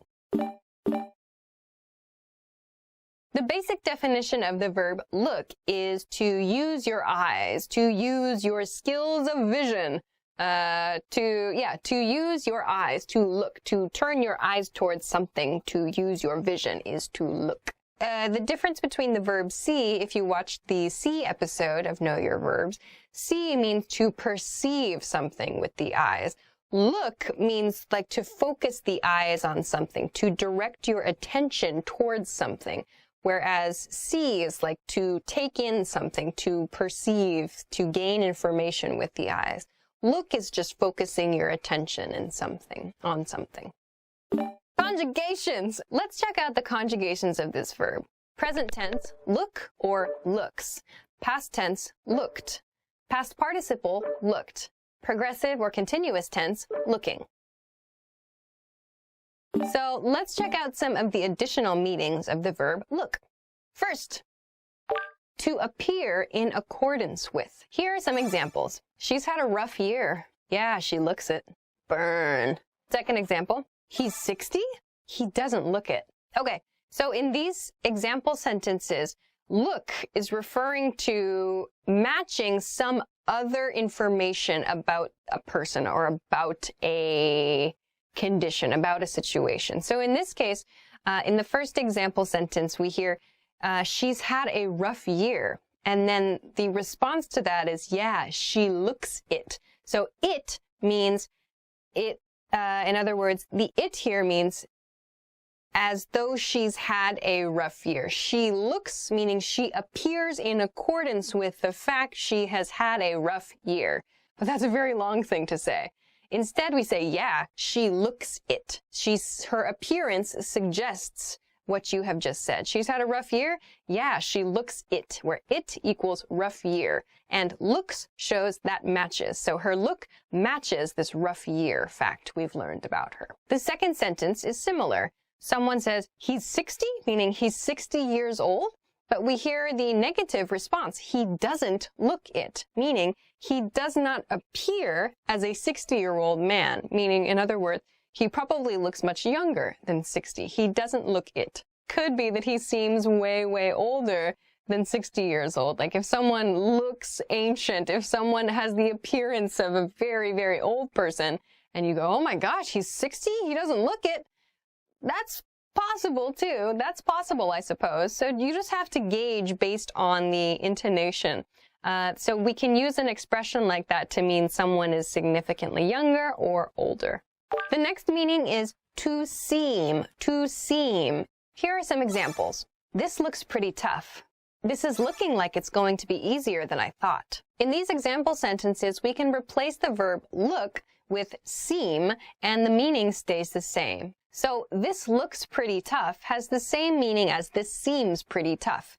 So to seem and to look have the same meaning in these examples. In the second example sentence, we saw, this is looking like it's going to be easier than I thought. We can replace looking with seeming, and the meaning stays the same. This is seeming like it's going to be easier than I thought. So both of these we can simply replace the verb and we have the same meaning in these cases. So look means to seem. Why would you use look instead of seem? What is the difference here? For me personally, I think seem sounds slightly more formal than look. I would not use seem in most cases. I would say looks in most cases when I want to say seem. If I want to sound slightly more formal or slightly more polite, I would probably use seem. This seems to be the problem. What seems to be the problem? Instead of what looks like the problem. Or looks like this one's your problem. Like look sounds like not nearly as formal. All right, next is to have in mind as a goal. To have in mind as a goal. Here are some examples. We're looking to buy a new car by the end of the month. He's looking to complete his job transfer by next month.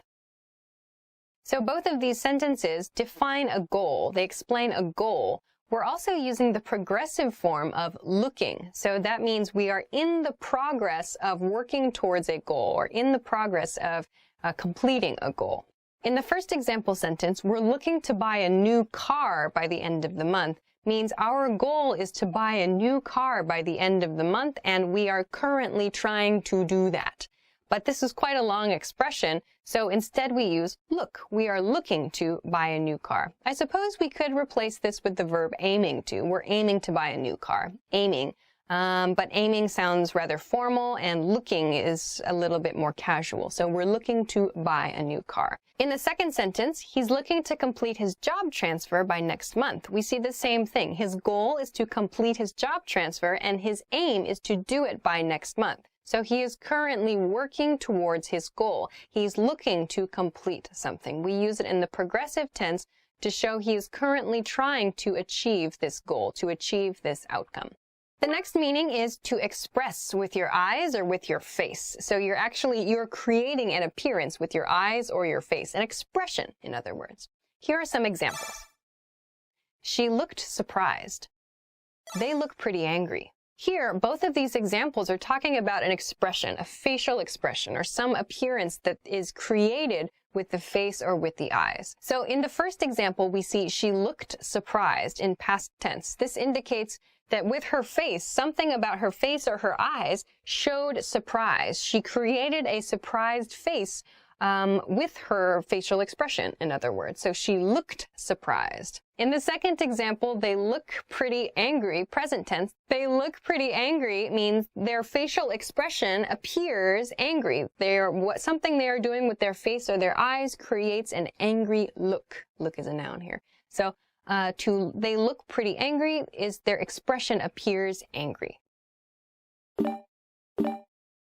Let's go on to some variations of this. How can we pair other words with look to create a new meaning? First is look into, look into. This means to investigate. Here are some examples. We need to look into these accusations. Have you looked into the requirements for your license?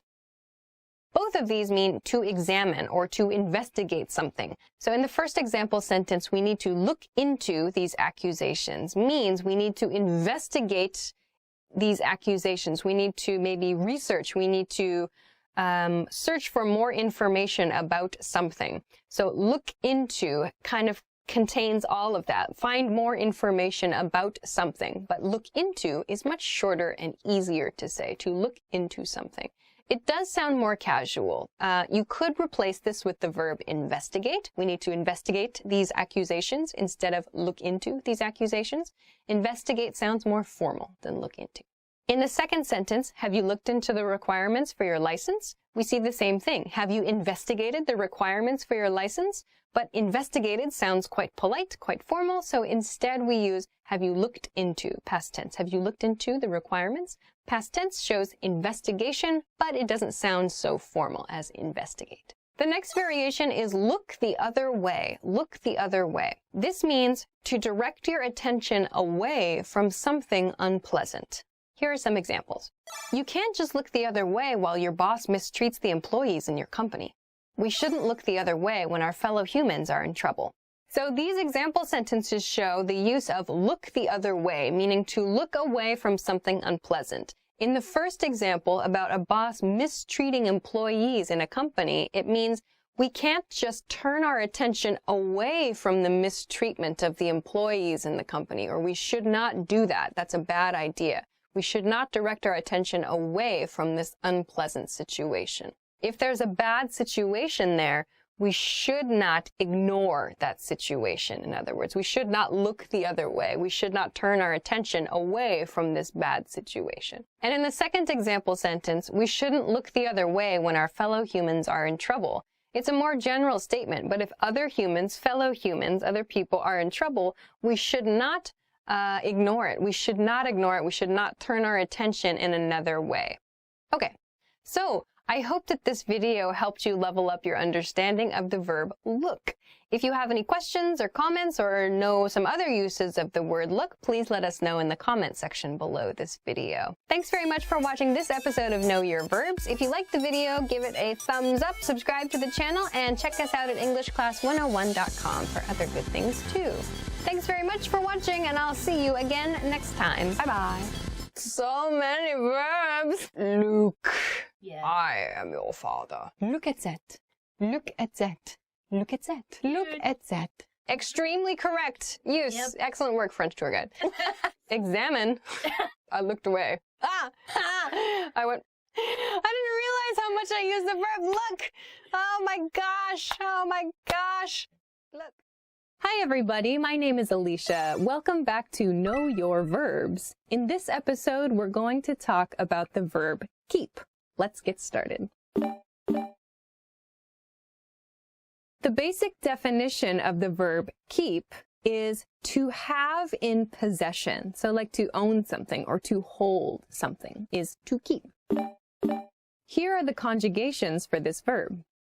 Present tense, keep, keeps. Past tense, kept. Past participle tense, kept. Progressive tense, keeping. Now let's talk about some additional meanings of this verb. The first additional meaning for this lesson is to stop something from going somewhere. This can mean to stop a person, like from leaving or from going to another place, or to stop an object from moving or from going somewhere. Let's look at some examples. Is our manager at the office? Can you keep her there for 10 more minutes? Okay, next one. Keep that car inside the gates.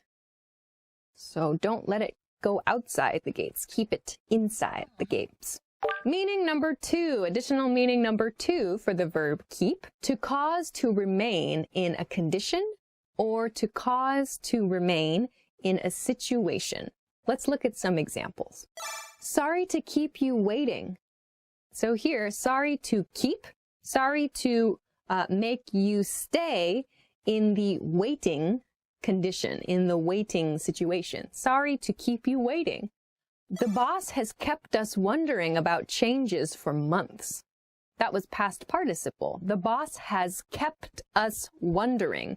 So we remain in the state of wondering here. The boss has kept us wondering for months. So has caused us to wonder continuously for a period of months is the meaning of this sentence. Meaning number 3 for this lesson is just to stay or to continue something. So this is a very broad example. Let's look at a couple examples. First, keep your head. Keep your head sounds really strange, right? So to keep your head doesn't mean like hold on to your head. So, but the expression keep your head means control your emotions. So here, your head doesn't refer to your head as the object necessarily. It refers to your emotions. So controlling your emotions. To keep your head means like to continue your controlled emotional state. So if someone is getting maybe too excited or they're getting really angry, you can say, keep your head. Let's look at another example though. Keep in your lane. Keep in your lane. So it's like, imagine you're driving. So a lane is the lines on the road. Those are the lines on the road that people can drive cars in. So keep in your lane means stay in your lane. In other words, continue in your lane. We say keep, but it doesn't mean hold. It means continue in your lane. So if someone else, if maybe the person you're driving with is trying to move to a different lane, you can say, keep in your lane, just stay there. So it means stay. Another example might be keep quiet. Keep quiet means stay quiet or continue being quiet. But we just say keep quiet to mean continue that state. Meaning number 4 of keep is to persist in a behavior. So to persist means to do something many, many times, to continue doing something many times. In this case, a behavior. A behavior is repeating. So let's look at some examples. This guy keeps calling me. So a guy, in this case, keeps calling my phone. He keeps calling me. So repeatedly, this person is calling me repeatedly. He keeps calling me. Another example. We kept sending messages until they responded. We kept sending messages until they responded. So meaning we repeatedly sent messages to someone or maybe to a company until we received a response. So when we received a response, we stopped sending messages. We kept sending messages until they responded. Let's go on to some variations of the verb keep. The first variation is to keep an eye on someone. To keep an eye on someone. This expression means to watch, like to watch someone closely often too. Some examples. Yeah, she's keeping an eye on me. She always keeps an eye on the screen. Our boss keeps an eye on our work. Example, keep an eye on him. He's up to something. If someone says, keep an eye on him, or like, keep an eye on her, with that kind of suspicious intonation, this is kind of a negative expression. Like, that person is suspicious, so watch that person. So keep an eye on him.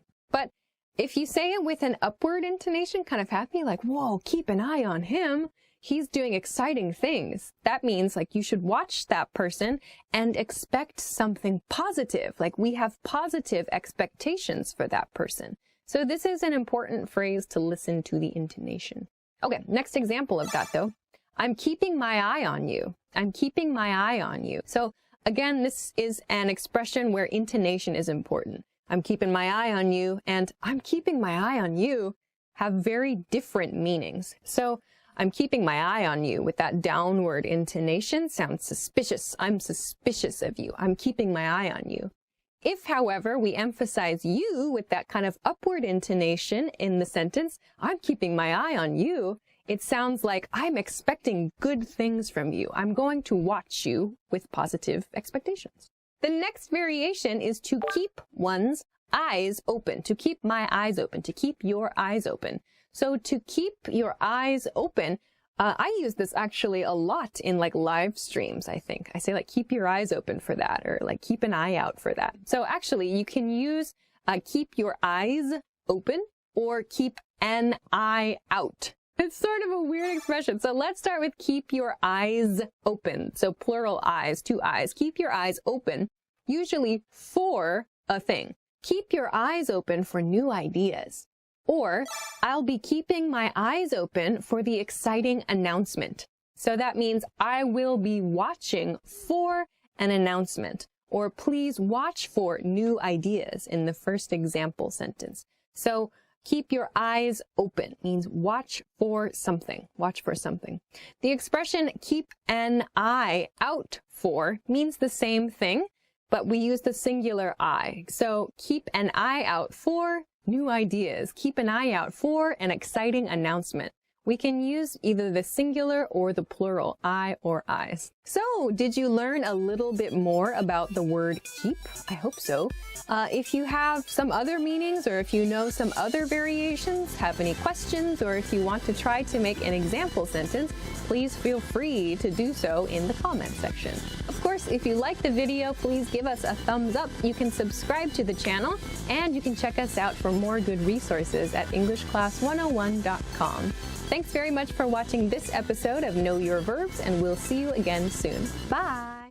Hi everybody, my name is Alicia. Welcome to Know Your Verbs. In this episode, we're going to talk about the verb see. So let's get started. So the basic definition of see is to perceive with your eyes. So this really means to use your eyes to get information. You use your eyes to look at things, to maybe understand things, to gain knowledge by looking at things. By using your eyes, focusing your eyes on things, you can learn things or gain information, gain knowledge. So this is to perceive. But the basic definition, though, is just to perceive with your eyes, to use your eyes to perceive, to gain information, to gain knowledge. Okay, let's see the conjugations for the verb see. See, sees. Saw, seen, seeing. Let's talk about a few additional meanings of the verb see. First one. To form a mental picture of. To form a mental picture of means to use your mind to create an image. So see has the meaning of creating an image in your mind. For example, I can see my childhood home clearly. It was one story and had a big yard. What do you see when you close your eyes? So in these example sentences, we're not actually using our eyes to see something. In this use of the word see, we are imagining it, and in our minds, we are making a picture. So we're not actually using our eyes to see these items. Instead, maybe they are things we saw in the past, and we are imagining them mentally. We are creating a mental image of something. So when I say, I can see my house clearly, my childhood house, it means in my mind, I can form a clear image of the house in my mind. In the question, what do you see? It means when you close your eyes, what's the mental image that appears in your mind? So see is used to create mental images, to refer to creating mental images here. Next is to examine or to watch. So in this use of the verb see, there's sort of the nuance of an expectation. We want to use our eyes to watch something as it changes, or to examine a change as it happens, to examine a behavior. Let's see how the team does in today's match. I can't wait to see what the neighbors do when they realize we bought a pool. In the example of let's see how the team does in today's match, we are talking about using our eyes, our actual eyes, perhaps, if we are actually watching the match. If we go to the game or we see the match on TV, perhaps we are using our eyes. However, if we don't go to the match and we read the score from the game, or we hear on the radio something about the game, or we hear the results of the game, we can still use the verb see. See has this nuance of examining something. So we're expecting some result. So let's see, in this case, doesn't only mean using your eyes to examine. It can mean to examine maybe the results of the results of something, to examine the outcome of something. In the second example sentence, let's see how the neighbors react. We see the same thing. So it's the same sort of nuance. We are expecting a reaction. We are going to watch for a reaction from the neighbors when they realize we bought a pool. So we want to examine their reaction. We want to examine an outcome. We can use the verb see, though maybe we use our ears. Like if the neighbor says, oh my gosh, they bought a pool. That's sort of examining. You're waiting for a reaction there. We can still use the verb let's see, the expression let's see, to talk about that. So let's see what happens next, for example. Next one. To make sure. To make sure. Please see that this task is finished. He saw that all the arrangements had been made. In these sentences, the verb see is used to mean make sure, or to confirm something, to ensure something. In the first one, please see that this task is finished, we could replace the verb see with make sure. Please make sure that this task is finished.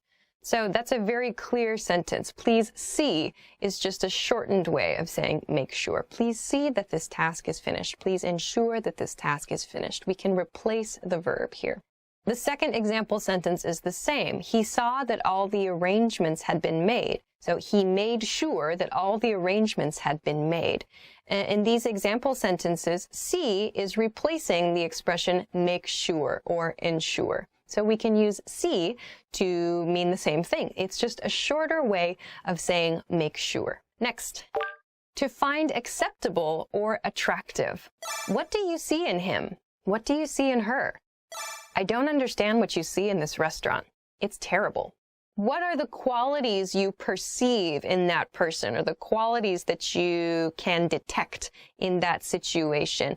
What are the good points you identify there? We can use the word see to sort of communicate that quickly and easily. So what do you see in him? What do you see in her?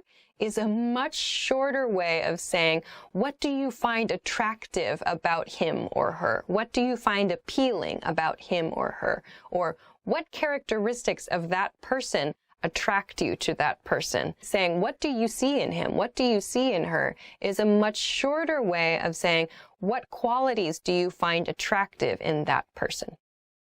The same thing in the restaurant example. I don't understand what you see in this restaurant means I don't understand what it is that you like about this restaurant. I think it's bad. So instead, we shorten it to I don't understand what you see in this restaurant. So see means finding something attractive or interesting or appealing in some way. Now let's talk about some variations, so some slight changes or some additions to the verb see that change the meaning. First is see through. See through. See through means to understand the true nature of something, to understand the real characteristics of something.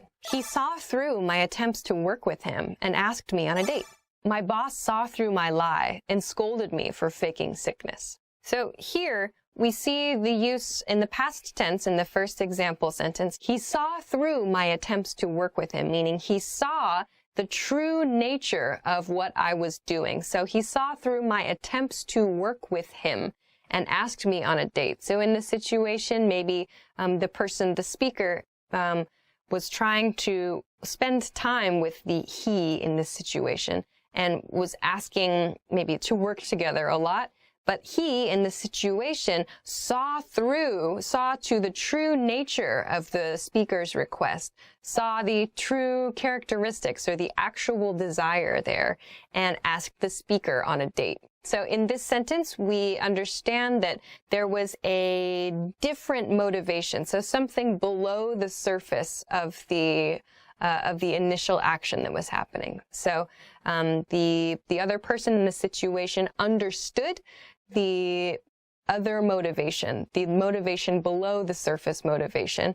And so we use saw through or see through to communicate that. So he saw through my attempts to work with him, and he understood there was something else I wanted to do. In the second example sentence, my boss saw through my lie and scolded me for faking sickness. So again, we see in past tense, my boss saw through my lie. So saw that I was lying, in other words, saw through my lie. So saw the true character of my lie, saw the true nature of my statement, and scolded me. So my boss understood I lied and scolded me for faking sickness. So I got in trouble because I was faking an illness, faking sickness. My boss saw through my behavior, saw the true character, understood the true nature of my statement. Next is see eye to eye, see eye to eye. This means to have a common viewpoint or to agree. We don't see eye to eye most of the time. I'm glad we see eye to eye about this. So maybe this one is an easy one to visualize. So to see eye to eye with someone else means you agree with them, you share a viewpoint with them. So you can kind of imagine maybe two people standing across from one another, and if they see eye to eye, maybe they match, their line of sight matches, much in the way that their viewpoints or their opinions match. Exactly. Exactly. So they have kind of the same viewpoint.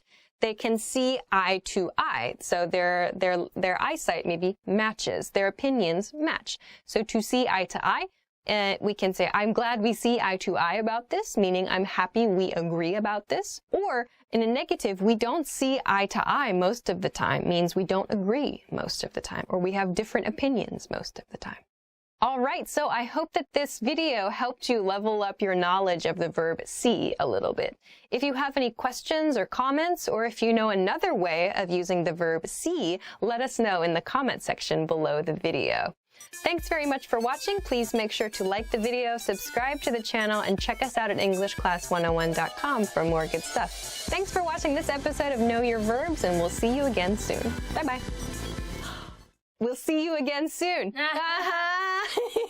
We end every video on this channel almost with see you again soon. But of course, I don't actually see you. You see me. We imagine you. We form mental images in our minds of all of you watching in the camera there. All those hundreds of thousands of you guys. That's kind of terrifying. See? That was fun. Ask not what you can do for your channel.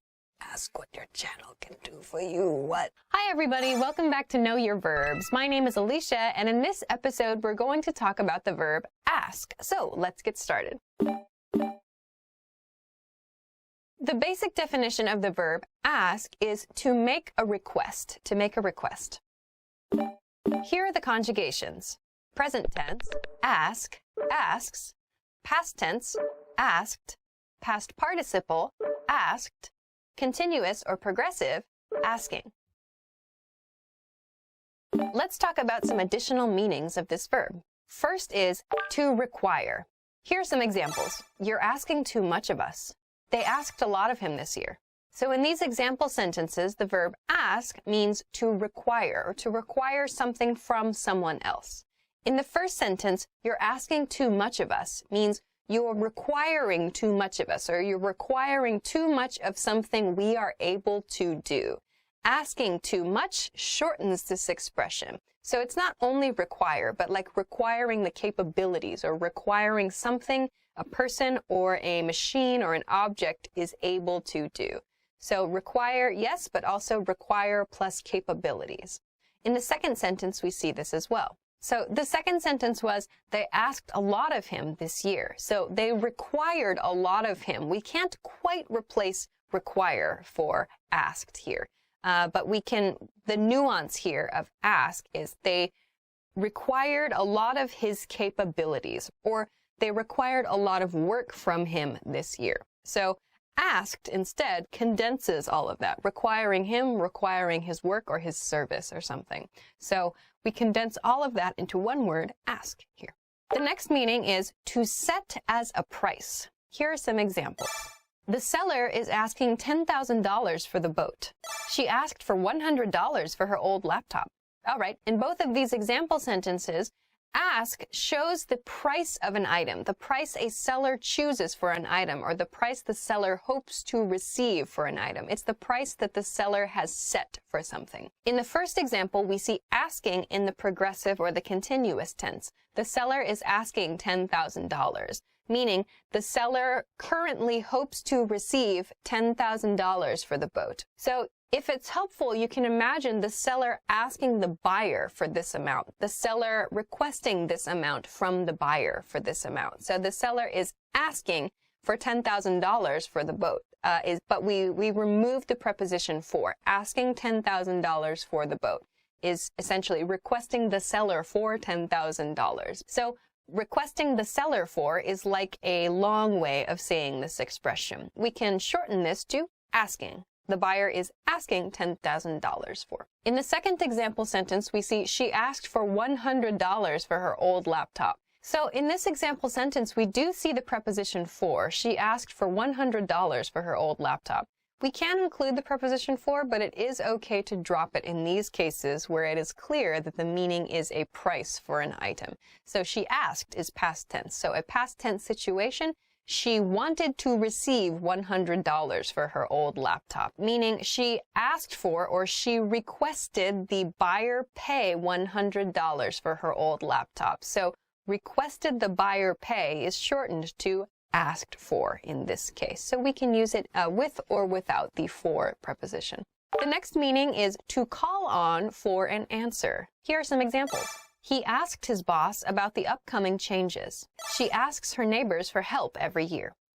So to ask in these cases, it's not quite a request in this case, but rather we're looking for information. We're looking for an answer. We have a question about something, or we need some information. And so we inquire for information. I suppose you can think of it like making an information request in that way, but we're looking for some kind of answer. We go to someone to get information, to get an answer about a question. In the first example, he asked his boss about the upcoming changes.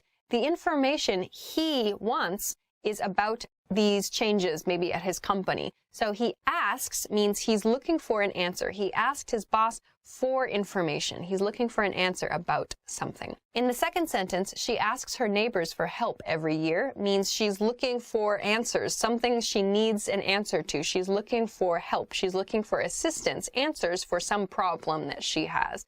So she inquires about information. She's looking for information. So to get an answer to something, like a problem or an issue you need to solve, we can use ask. Next is to invite. To invite. Here are some examples. I asked some friends to come over this weekend. Why don't you ask your coworkers to go out for a drink? So in the first example sentence, we can replace asked in the past tense with invited in past tense, and the meaning stays the same.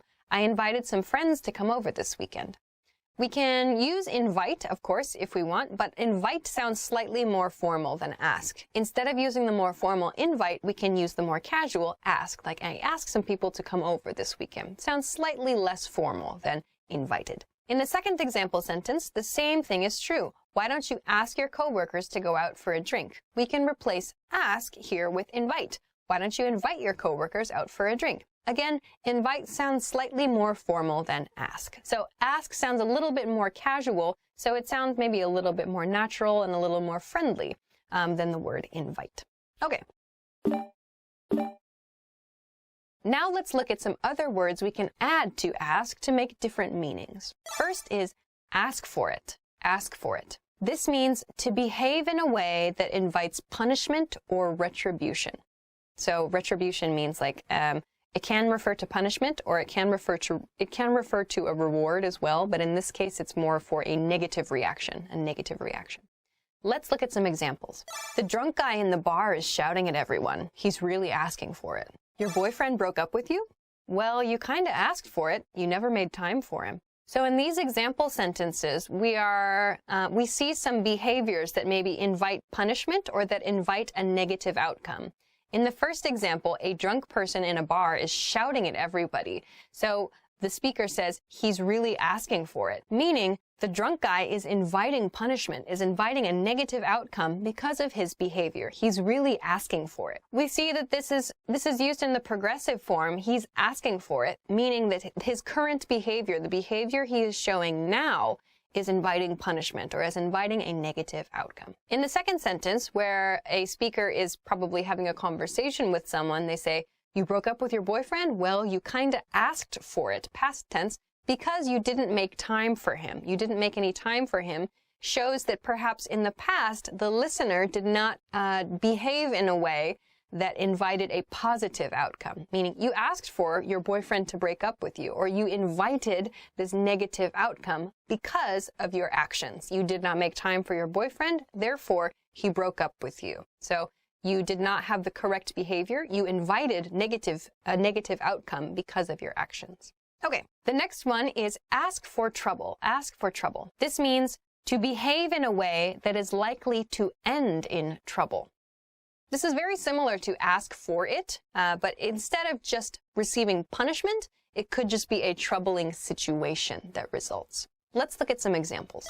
That kid is running around kicking his classmates. He's just asking for trouble. Trying to enter the country without a passport is just asking for trouble. So in both of these sentences, we see asking for trouble is used in the progressive tense. So some action, doing some action, is likely to result in a troubling situation in the future. Perhaps it's not necessarily punishment, but it's going to cause trouble. It's going to cause a problem. In the first example, a kid running around kicking his classmates is a bad behavior and it's going to invite trouble. In this case, it's probably going to be punishment, but to say he's really asking for it might suggest something a little bit too violent. Like to say he's really asking for it sounds a little bit too much for a little kid. So perhaps he's asking for trouble suggests that he's causing a troubling situation. The kid might not have like severe, strong punishment as a result of his actions, but he could end up in trouble because of his behavior. In the second example, trying to enter the country without a passport is just asking for trouble. It doesn't necessarily mean that there will be a punishment for trying to enter the country. While it might be likely that trouble does result or that punishment does result, it's more general to say just asking for trouble. So this action, trying to enter the country without a passport, this action is just asking for trouble, is inviting some troubling situation to occur. Okay, I hope that this video helped you level up your understanding of the verb ask. If you have any questions or comments, or if you know a different way of using the verb ask, please let us know in the comment section below this video. If you liked the video, please make sure to give it a thumbs up, subscribe to the channel, and check us out at EnglishClass101.com for some more resources. Thanks very much for watching this episode of Know Your Verbs, and I'll see you again next time. Bye-bye. Ask and you shall receive. Coffee. We've asked all the questions today. Goodbye. Verb. The verb is the word. Verb. That's hard to say. Hi everybody, my name is Alicia. Welcome back to Know Your Verbs. In this episode, we're going to talk about the verb work. Let's get started. The basic definition of the verb work is to fulfill duties for money or for compensation. Compensation means payment. So for example, salary or an hourly wage. So compensation. So to do things in exchange for money is work. This is a basic definition of the verb work. Now let's look at the different conjugations of this verb. Present tense, work, works. Past tense, worked. Past participle tense, worked. Progressive tense, working. Now let's talk about some additional meanings of the verb work. Meaning 1. The first additional meaning is to function correctly. To function correctly means an object is behaving, is functioning in the proper way. So let's look at some examples. My computer isn't working today. What happened? The mechanic fixed my car, and now it works perfectly. Meaning 2. Yeah. Okay, the second definition is to produce a desired effect or result, or to succeed at something. So some examples of this meaning. His plan is crazy, but I think it might work. I don't think that'll work. Fun fact, I took that example sentence, I don't think that'll work, from a video game called Indiana Jones and the Fate of Atlantis. I don't think that'll work. Next one is to control or to cause to labor. To cause to labor. So labor means like to fulfill your duties. To work as in the original basic meaning of this word. So let's look at some examples. Management worked the team way too hard last year. Today, we're working the computer remotely.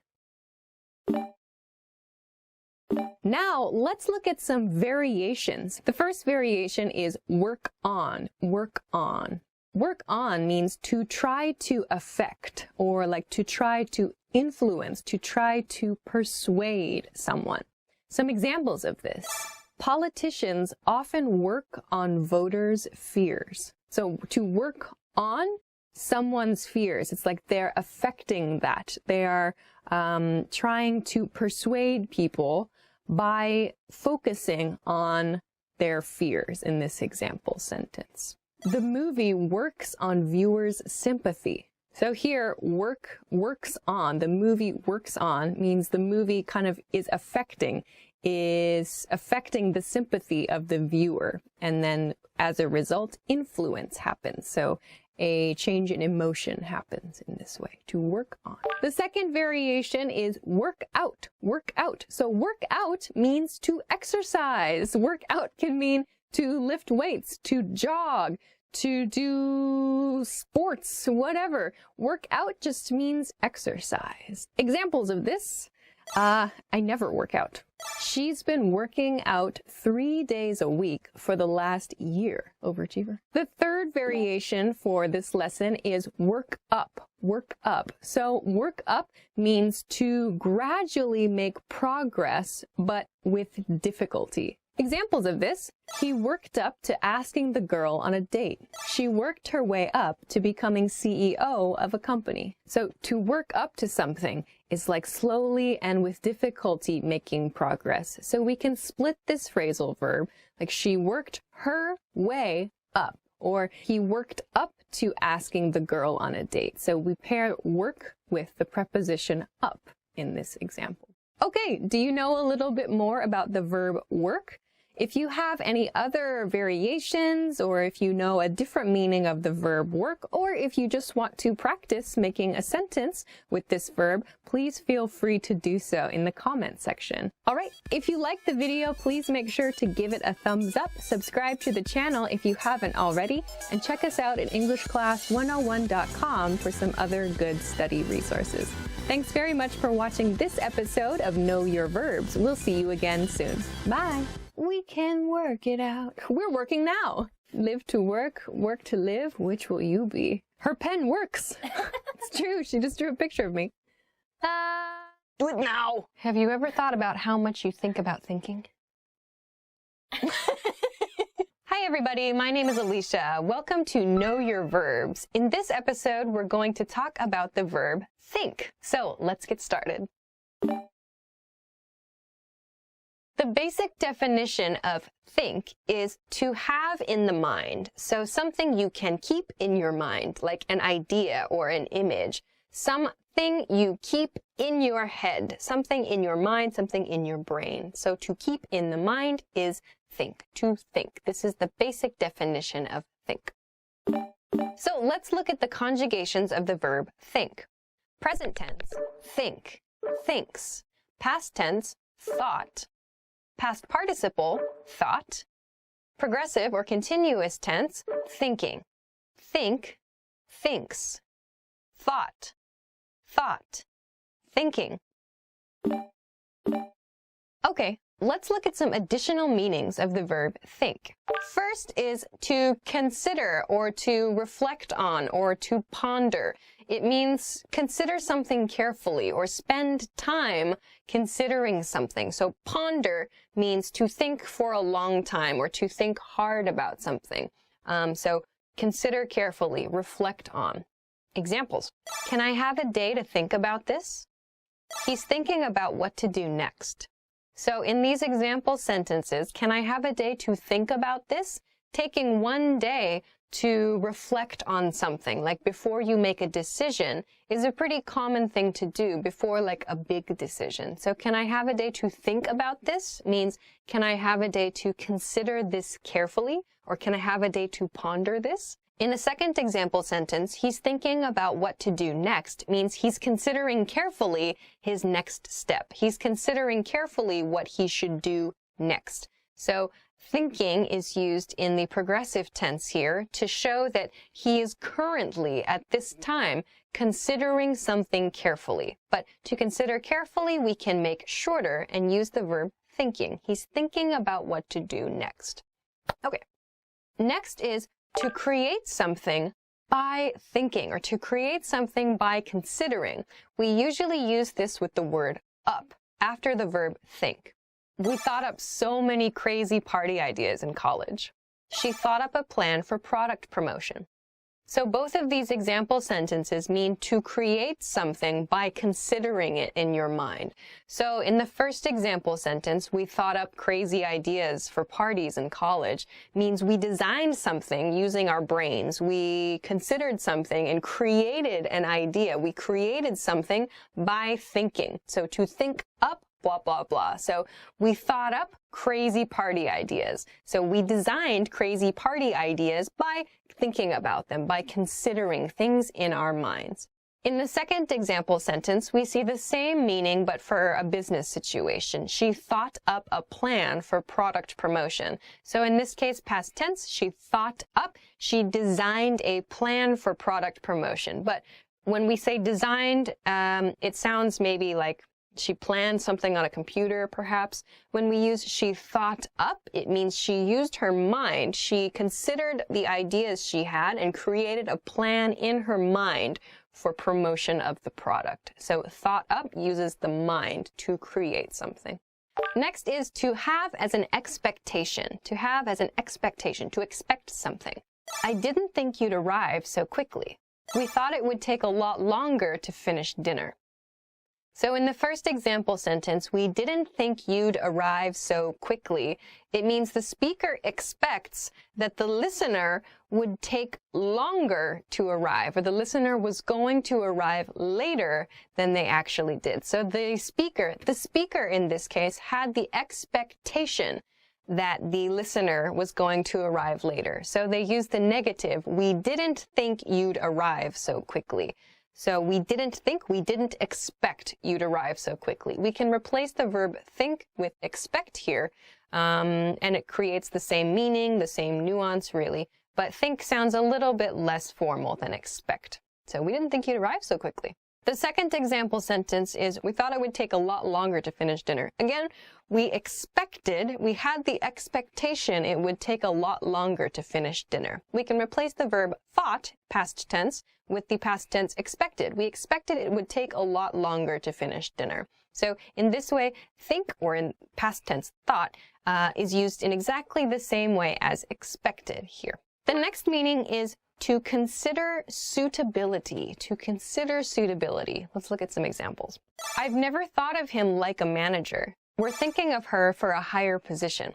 So in the first sentence, I've never thought of him like a manager. In this way, thought means I've never understood him to be suitable for the position of manager. That's a very long way of explaining this sentence. But to condense everything, we use the word thought. I've never thought of him as a manager. It means I've never considered him to potentially be suitable as a manager. In the second example sentence, we're thinking of her for a higher position. It means we're considering whether or not she is suitable for a higher position at her job or a higher position at her company. So in this way, thinking in the progressive tense means we are considering her suitability for a position, a higher level position. So you'll notice that the two example sentences included here are related to work. You'll see, though, that this meaning tends to be used a lot with jobs and maybe political positions, so kind of something maybe promotion related. So promotion related or kind of hierarchy related. You'll often hear this in work situations, employment situations. Let's look at some variations, some other words we can attach to think to create different meanings. First is think better of. Think better of. Think better of means to reconsider and make a better decision or make an improved decision. It means to consider something again and change your decision, hopefully to make an improved decision. Examples. I wanted to say something, but I thought better of it and kept my mouth shut. We'll think better of you if you tell the truth. So in both of these sentences, there's a reconsideration. Someone is considering something again and making an improved decision because of that reconsideration. So in the first example sentence, I wanted to say something. We see in past tense, I wanted to say something, but I thought better of it. So it, in this case, is the thing I wanted to say in the first part of the sentence. I thought better of it means I reconsidered it and decided against my first inclination. I decided not to do the first thing I was thinking about. And I kept my mouth shut. So in this case, my mouth remained closed. In other words, I reconsidered my initial action, the action I initially wanted to do. In the second sentence, we'll think better of you if you tell the truth. We see it's used for future. We will think better of you if you tell the truth, meaning if you tell the truth, our opinion of you will improve. We'll think better of you. So tell the truth and we'll consider you again, essentially, and our opinion of you will improve if you do this. The next variation is think much of. Think much of. This means to have a positive view of or to approve of. Examples. He doesn't think much of his professor. We didn't think much of last night's dinner. We see in the first example sentence, he didn't think much of his professor means he didn't really approve of his professor, or he didn't have a very positive view of his professor. So a shorter way to explain that feeling is he didn't think much of his professor. In the second example sentence, we didn't think much of last night's dinner. This means, again, we didn't really approve of last night's dinner, or we don't have a very positive view or a very positive opinion of last night's dinner. These are rather long, so we can condense it to we didn't think much of last night's dinner. So I hope that this video helped you level up your knowledge of how to use the verb think. If you have any questions or comments, or if you know another way to use the word think, please let us know in the comment section below the video. If you liked the video, please give it a thumbs up, subscribe to the channel, and check us out at EnglishClass101.com for other good things too. Thanks very much for watching this episode of Know Your Verbs, and I will see you again soon. Bye-bye. Oh, I think that your thought about my thought is a thinking thought. What? My name is Alicia, only for this episode. First is...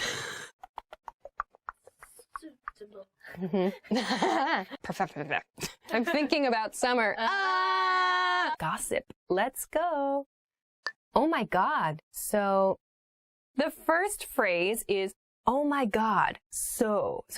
Oh my God, so is an introductory phrase you can use to start your topic with like a surprise factor. So you say, oh my God, and then so is your transition phrase. So for example, oh my God, so I have to tell you about this movie I saw. Or, oh my God, so I saw my neighbor in the shopping mall this morning. Or, oh my God, so did you see my new dog? It's kind of a weird one. Usually it's about a person, not about a dog, but who knows? You won't believe what happened to me the other day.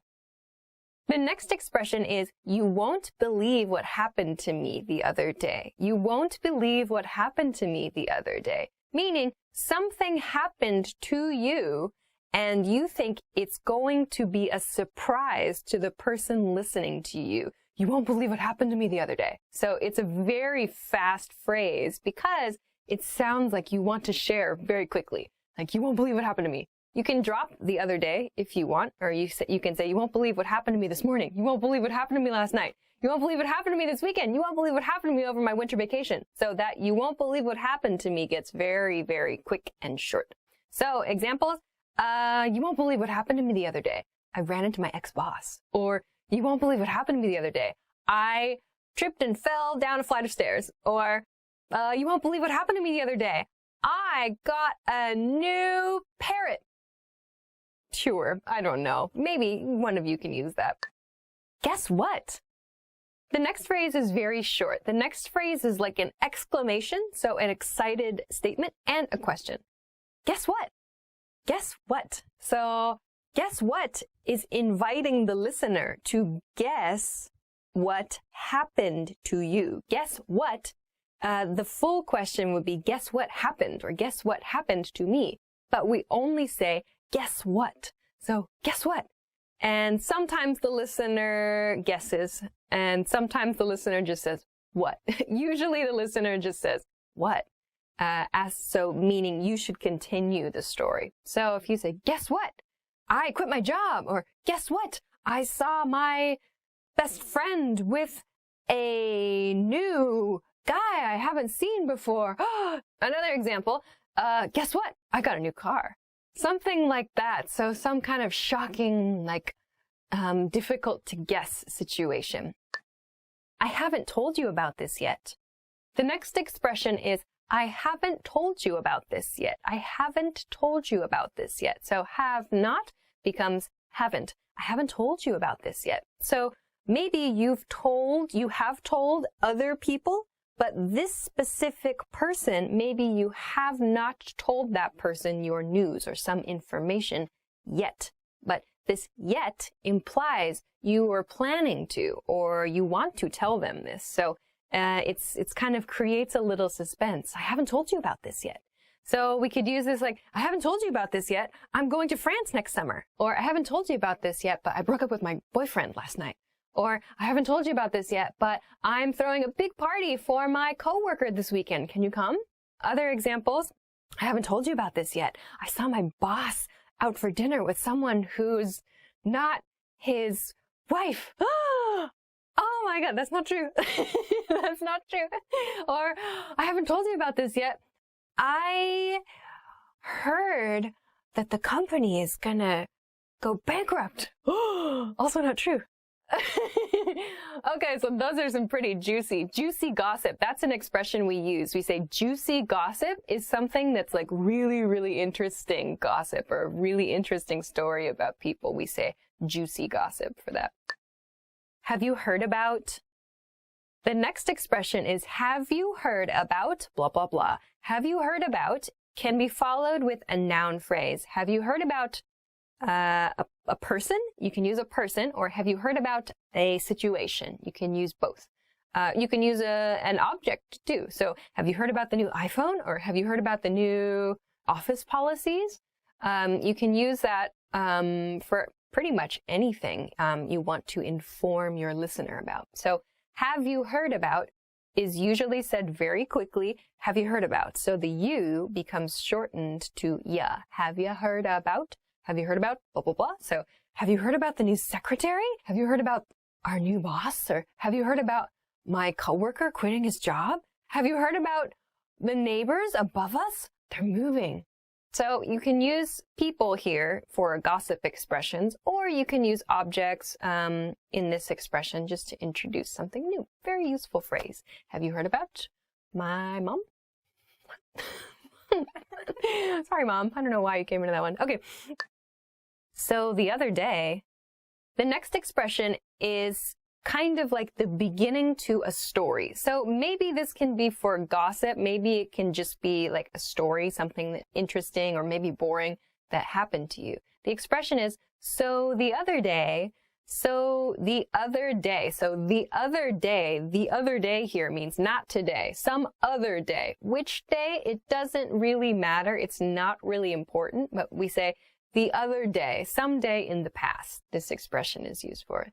So we can say, so the other day I was sitting at my desk in the office when my manager came and asked if he could speak to me. Dun, dun, dun. Or, so the other day I was shopping and I ran into my ex-boyfriend. Or, so the other day I was renting a car and the former president of the United States came into the car rental shop. What? All right, so the other day, just some day in the past. So I was talking with, and the next one you can use maybe for gossip sometimes, but also you can use for making plans. It's, so I was talking with someone and blah, blah, blah. So I was talking with someone means you were having a conversation at another time with a person and you want to kind of report information or share something from that conversation with the person listening now. So I might say, so I was talking with Risa and I think that we should plan a party for this weekend. What do you think? So I was talking with my team about this and I think that we should make some changes. So that's a very kind of everyday work situation use of this phrase. But you can also use it for gossip, like, so I was talking to my best friend and I think I'm going to move. Or I was talking to my parents and I think it's best if we break up. Oh, so it can be for plans, it can be for gossip, it can be for just any conversation plus a report. What's up with? The next expression is kind of a little like mysterious.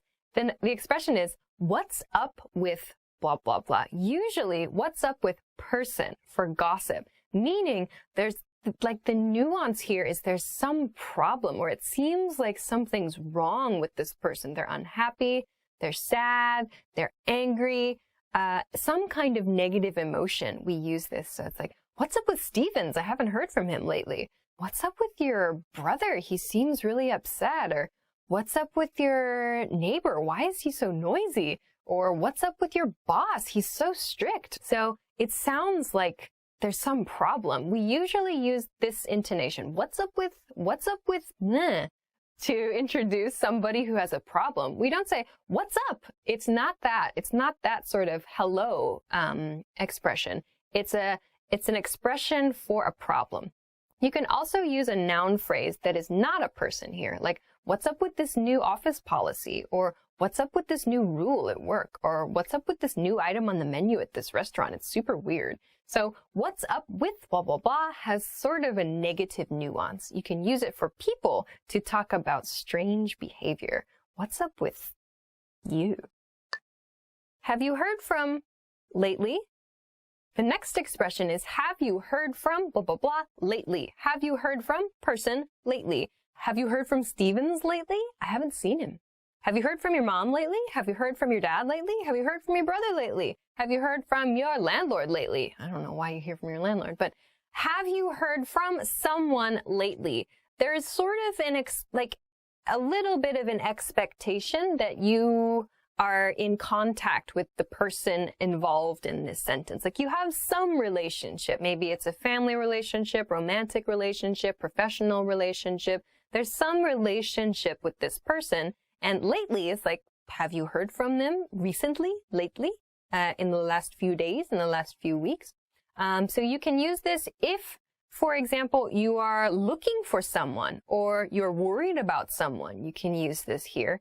You can also use it just to check in about some other person without asking that person directly. So like, if I want to ask about, I'm using Risa in my example. Risa is our Japanese channel host. If I want to ask about how Risa is, but I don't want to ask Risa, I know maybe she's busy, or I don't know, for some reason it's difficult to talk to her. I can ask like a coworker, I can say, hey, have you heard from Risa lately? It seems she's really busy. Or have you heard from so-and-so lately? It seems they're busy. So if I want to ask about another person, but I don't want to bother this person, or that something makes it difficult, I can use have you heard from blah, blah, blah recently or lately to ask about them. Very useful phrase. I have to tell you about. Next expression. The next expression is I have to tell you about blah, blah, blah. I have to tell you. So have to becomes have to. I have to tell you about.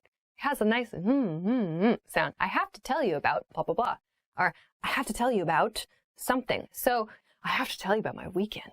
I have to tell you about Stevens. I have to tell you about my mom. I have to tell you about my boyfriend. I have to tell you about my girlfriend. Whatever it is, some person used at the end of this sentence creates a nuance, like there's exciting news about that person. Or I have to tell you about this thing that happened. You can use a situation at the end of the sentence too, but you're using I have to at the beginning of the sentence. So that sounds like it's really important. Like, I feel it's so important. It's my responsibility to tell you because this is so exciting. Of course, you can use this in more boring situations as well. Like, I have to tell you about the new office policy. You can use it in that way with a very flat intonation. But for gossip purposes, use I have to tell you about blah, blah, blah. That sounds really good. So what do you have to tell somebody about? I have to tell you about this new idea I have for a business. Or I have to tell you about what happened to me last night. Okay, so there are these really exciting ways that we can introduce things that happened, or that we can talk about people or whatever. Okay, 10 words for talking about space. Planet. The first word is planet. Planet. So planets are those really, really big things that we have in our solar system. Now there are officially 8 because Pluto is no longer considered a planet.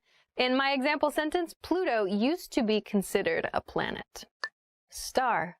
The next word is star. Star. So stars are those very, very bright objects that you can see in the sky sometimes at night. The closest star to us is the sun. The sun is a star, and we can see a lot of other stars if we look up into the night sky sometimes. In a sentence, it's hard to see stars from big cities. Solar system.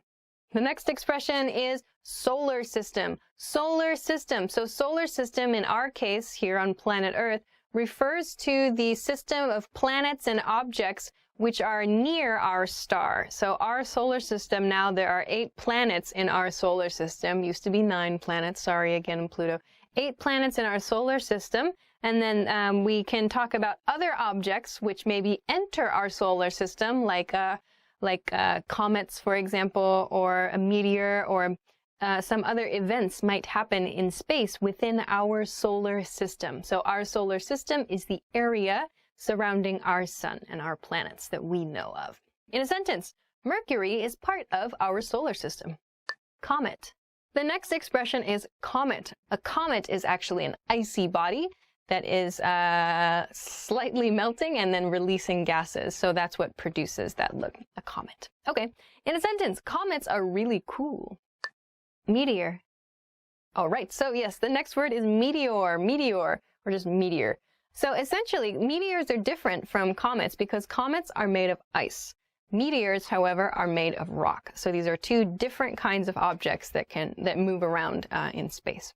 In a sentence, lots of meteors burn up before they pass through the atmosphere. Meteorite. The next word is meteorite, meteorite. So this is an important distinction that many people don't know about, actually. This drives me crazy, too. So a meteor is the space rock. It's in space or it's in the atmosphere. A meteorite, however, is the rock if the meteor makes it, if the meteor can pass through the Earth's atmosphere and fall to the surface of the Earth, that rock then is called a meteorite. So in space, in the atmosphere, it's a meteor. When it falls to Earth, it is a meteorite. That becomes a meteorite when it hits the Earth. So, fun facts. Okay, that's the difference between the 2. In a sentence, have you ever seen a meteorite? Supernova. Supernova, supernova. So the explosion of a star is a huge event. A supernova is the name of it. So the star explodes, and that's what we call it. It's called a supernova, a star explosion. In a sentence, supernovas must be incredible things. Black hole. All right. The next expression is black hole. Black hole. Black holes are the subject of a lot of study.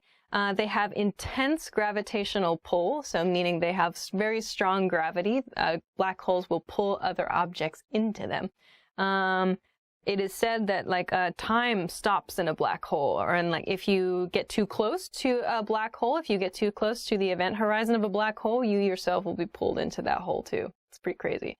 So the event horizon is the point at which there's no turning back from, you can't escape essentially the gravitational pull of a black hole once you're within the event horizon of that space. It's crazy. You're done for. All this kind of stuff is so interesting. So, in a sentence, black holes are mysterious galaxy. Okay. All right, so the next word is galaxy. Galaxy. Before we talked about the expression solar system, so solar system is kind of our region of space, the region we're familiar with, but the next step up. So if you think of the solar system as kind of your neighborhood a little bit, you could think of maybe the galaxy as your city or your country, maybe. It's sort of the next step out. So a galaxy is made up of lots and lots of stars, maybe other planets, other solar systems, many other solar systems in one galaxy. So I think, we belong to the Milky Way galaxy, I believe. In a sentence, our galaxy is made of lots of different stars and planets. Earth. The next expression is Earth. Earth. Earth is our planet. Earth is the planet we live on. Earth is, habitable, meaning humans can live here. This word, I included it in this vocabulary list because it is a very good word to practice your pronunciation. It is the word earth. Earth. That R and the TH sound can be difficult to pronounce together. Earth. Earth. So this is a great word to use to practice your pronunciation. Earth. So in a sentence, our planet is called Earth. About 10 words for talking about sleep. Let's go. To wake up. The first word is to wake up. To wake up is to open your eyes, probably in your bed or the place where you are sleeping. To wake up is to become conscious, to become awake. Every day you wake up, presumably, hopefully. In a sentence, I woke up 3 times last night. To get up, to get out of bed. All right, the next word is to get up or to get out of bed. So that means to physically move your body from your bed out of bed, to stand up from your bed, to get out of your bed. We say to get up or to get out of bed. In a sentence, I got up at 8 o'clock this morning. To snooze. The next word is to snooze. So we have to snooze an alarm and also to snooze. So to snooze means to take a short sleep, to have a short sleeping time.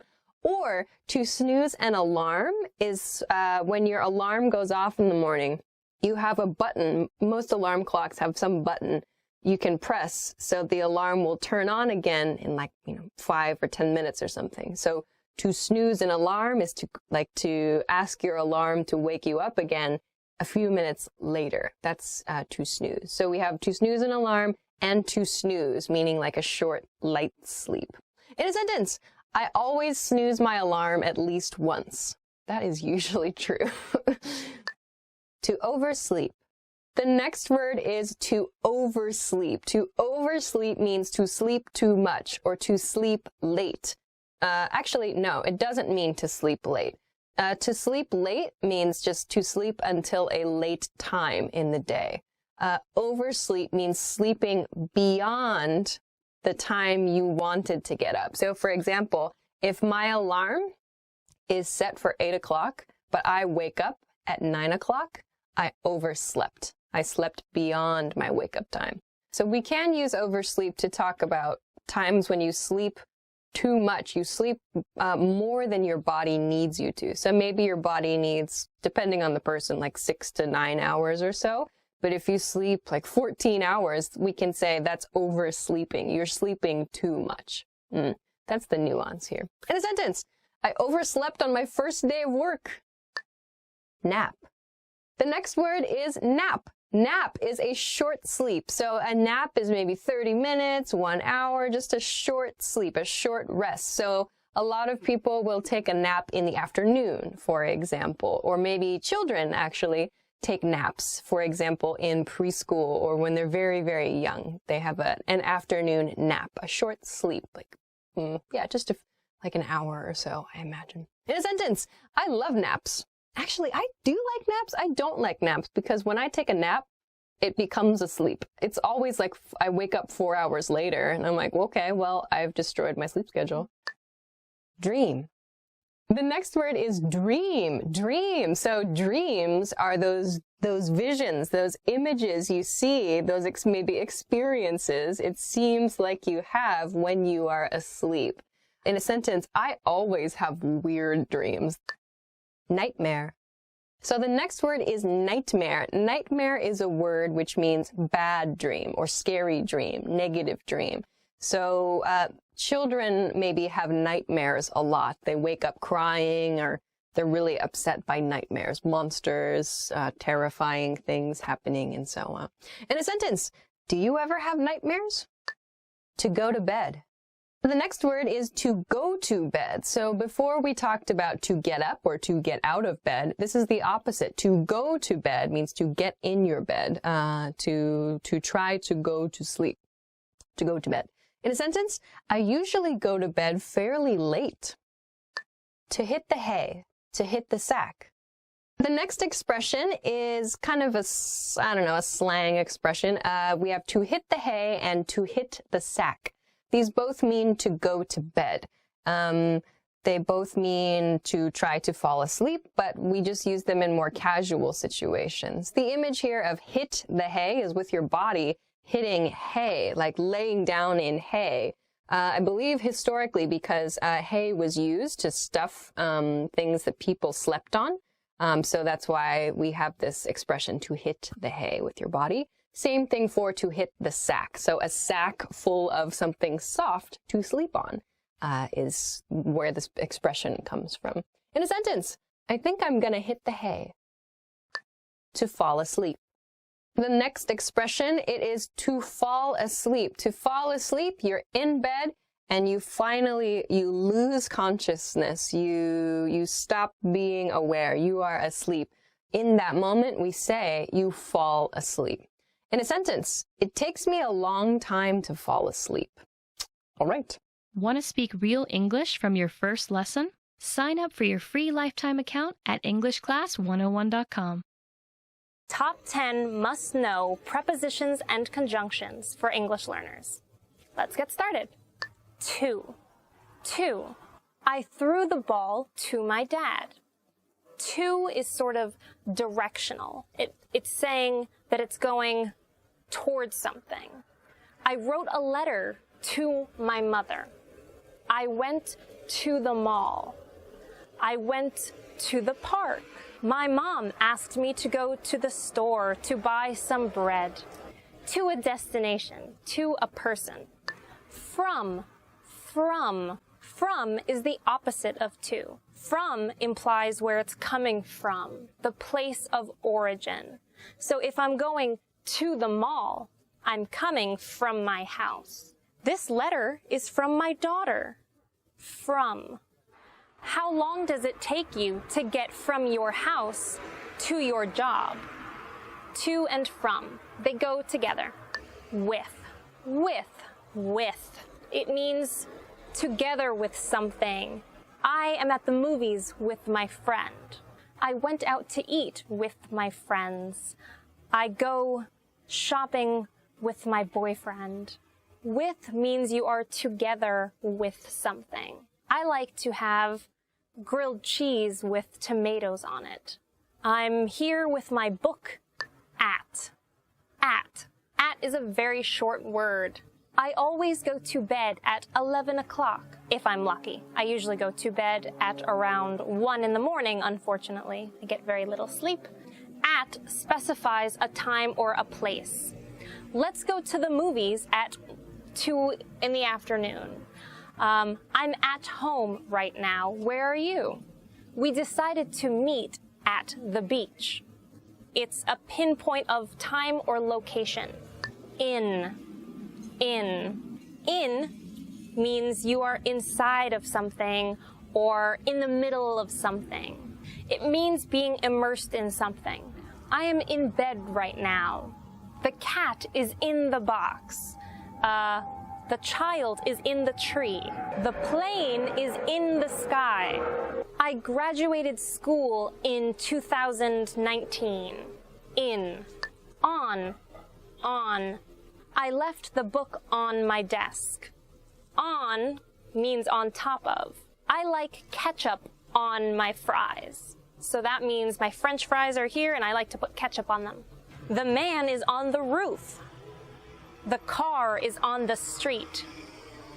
The motorcycle is on my nerves. But.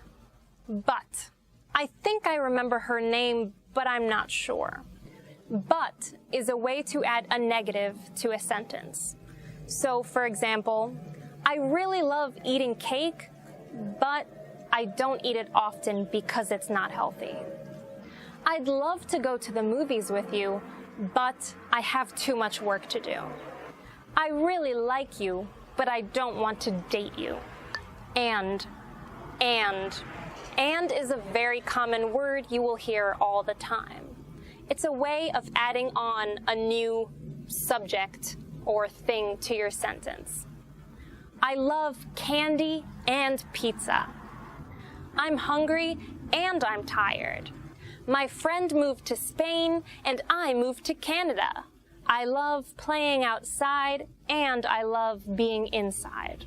And is a way to add on a new subject or thing to what you're talking about.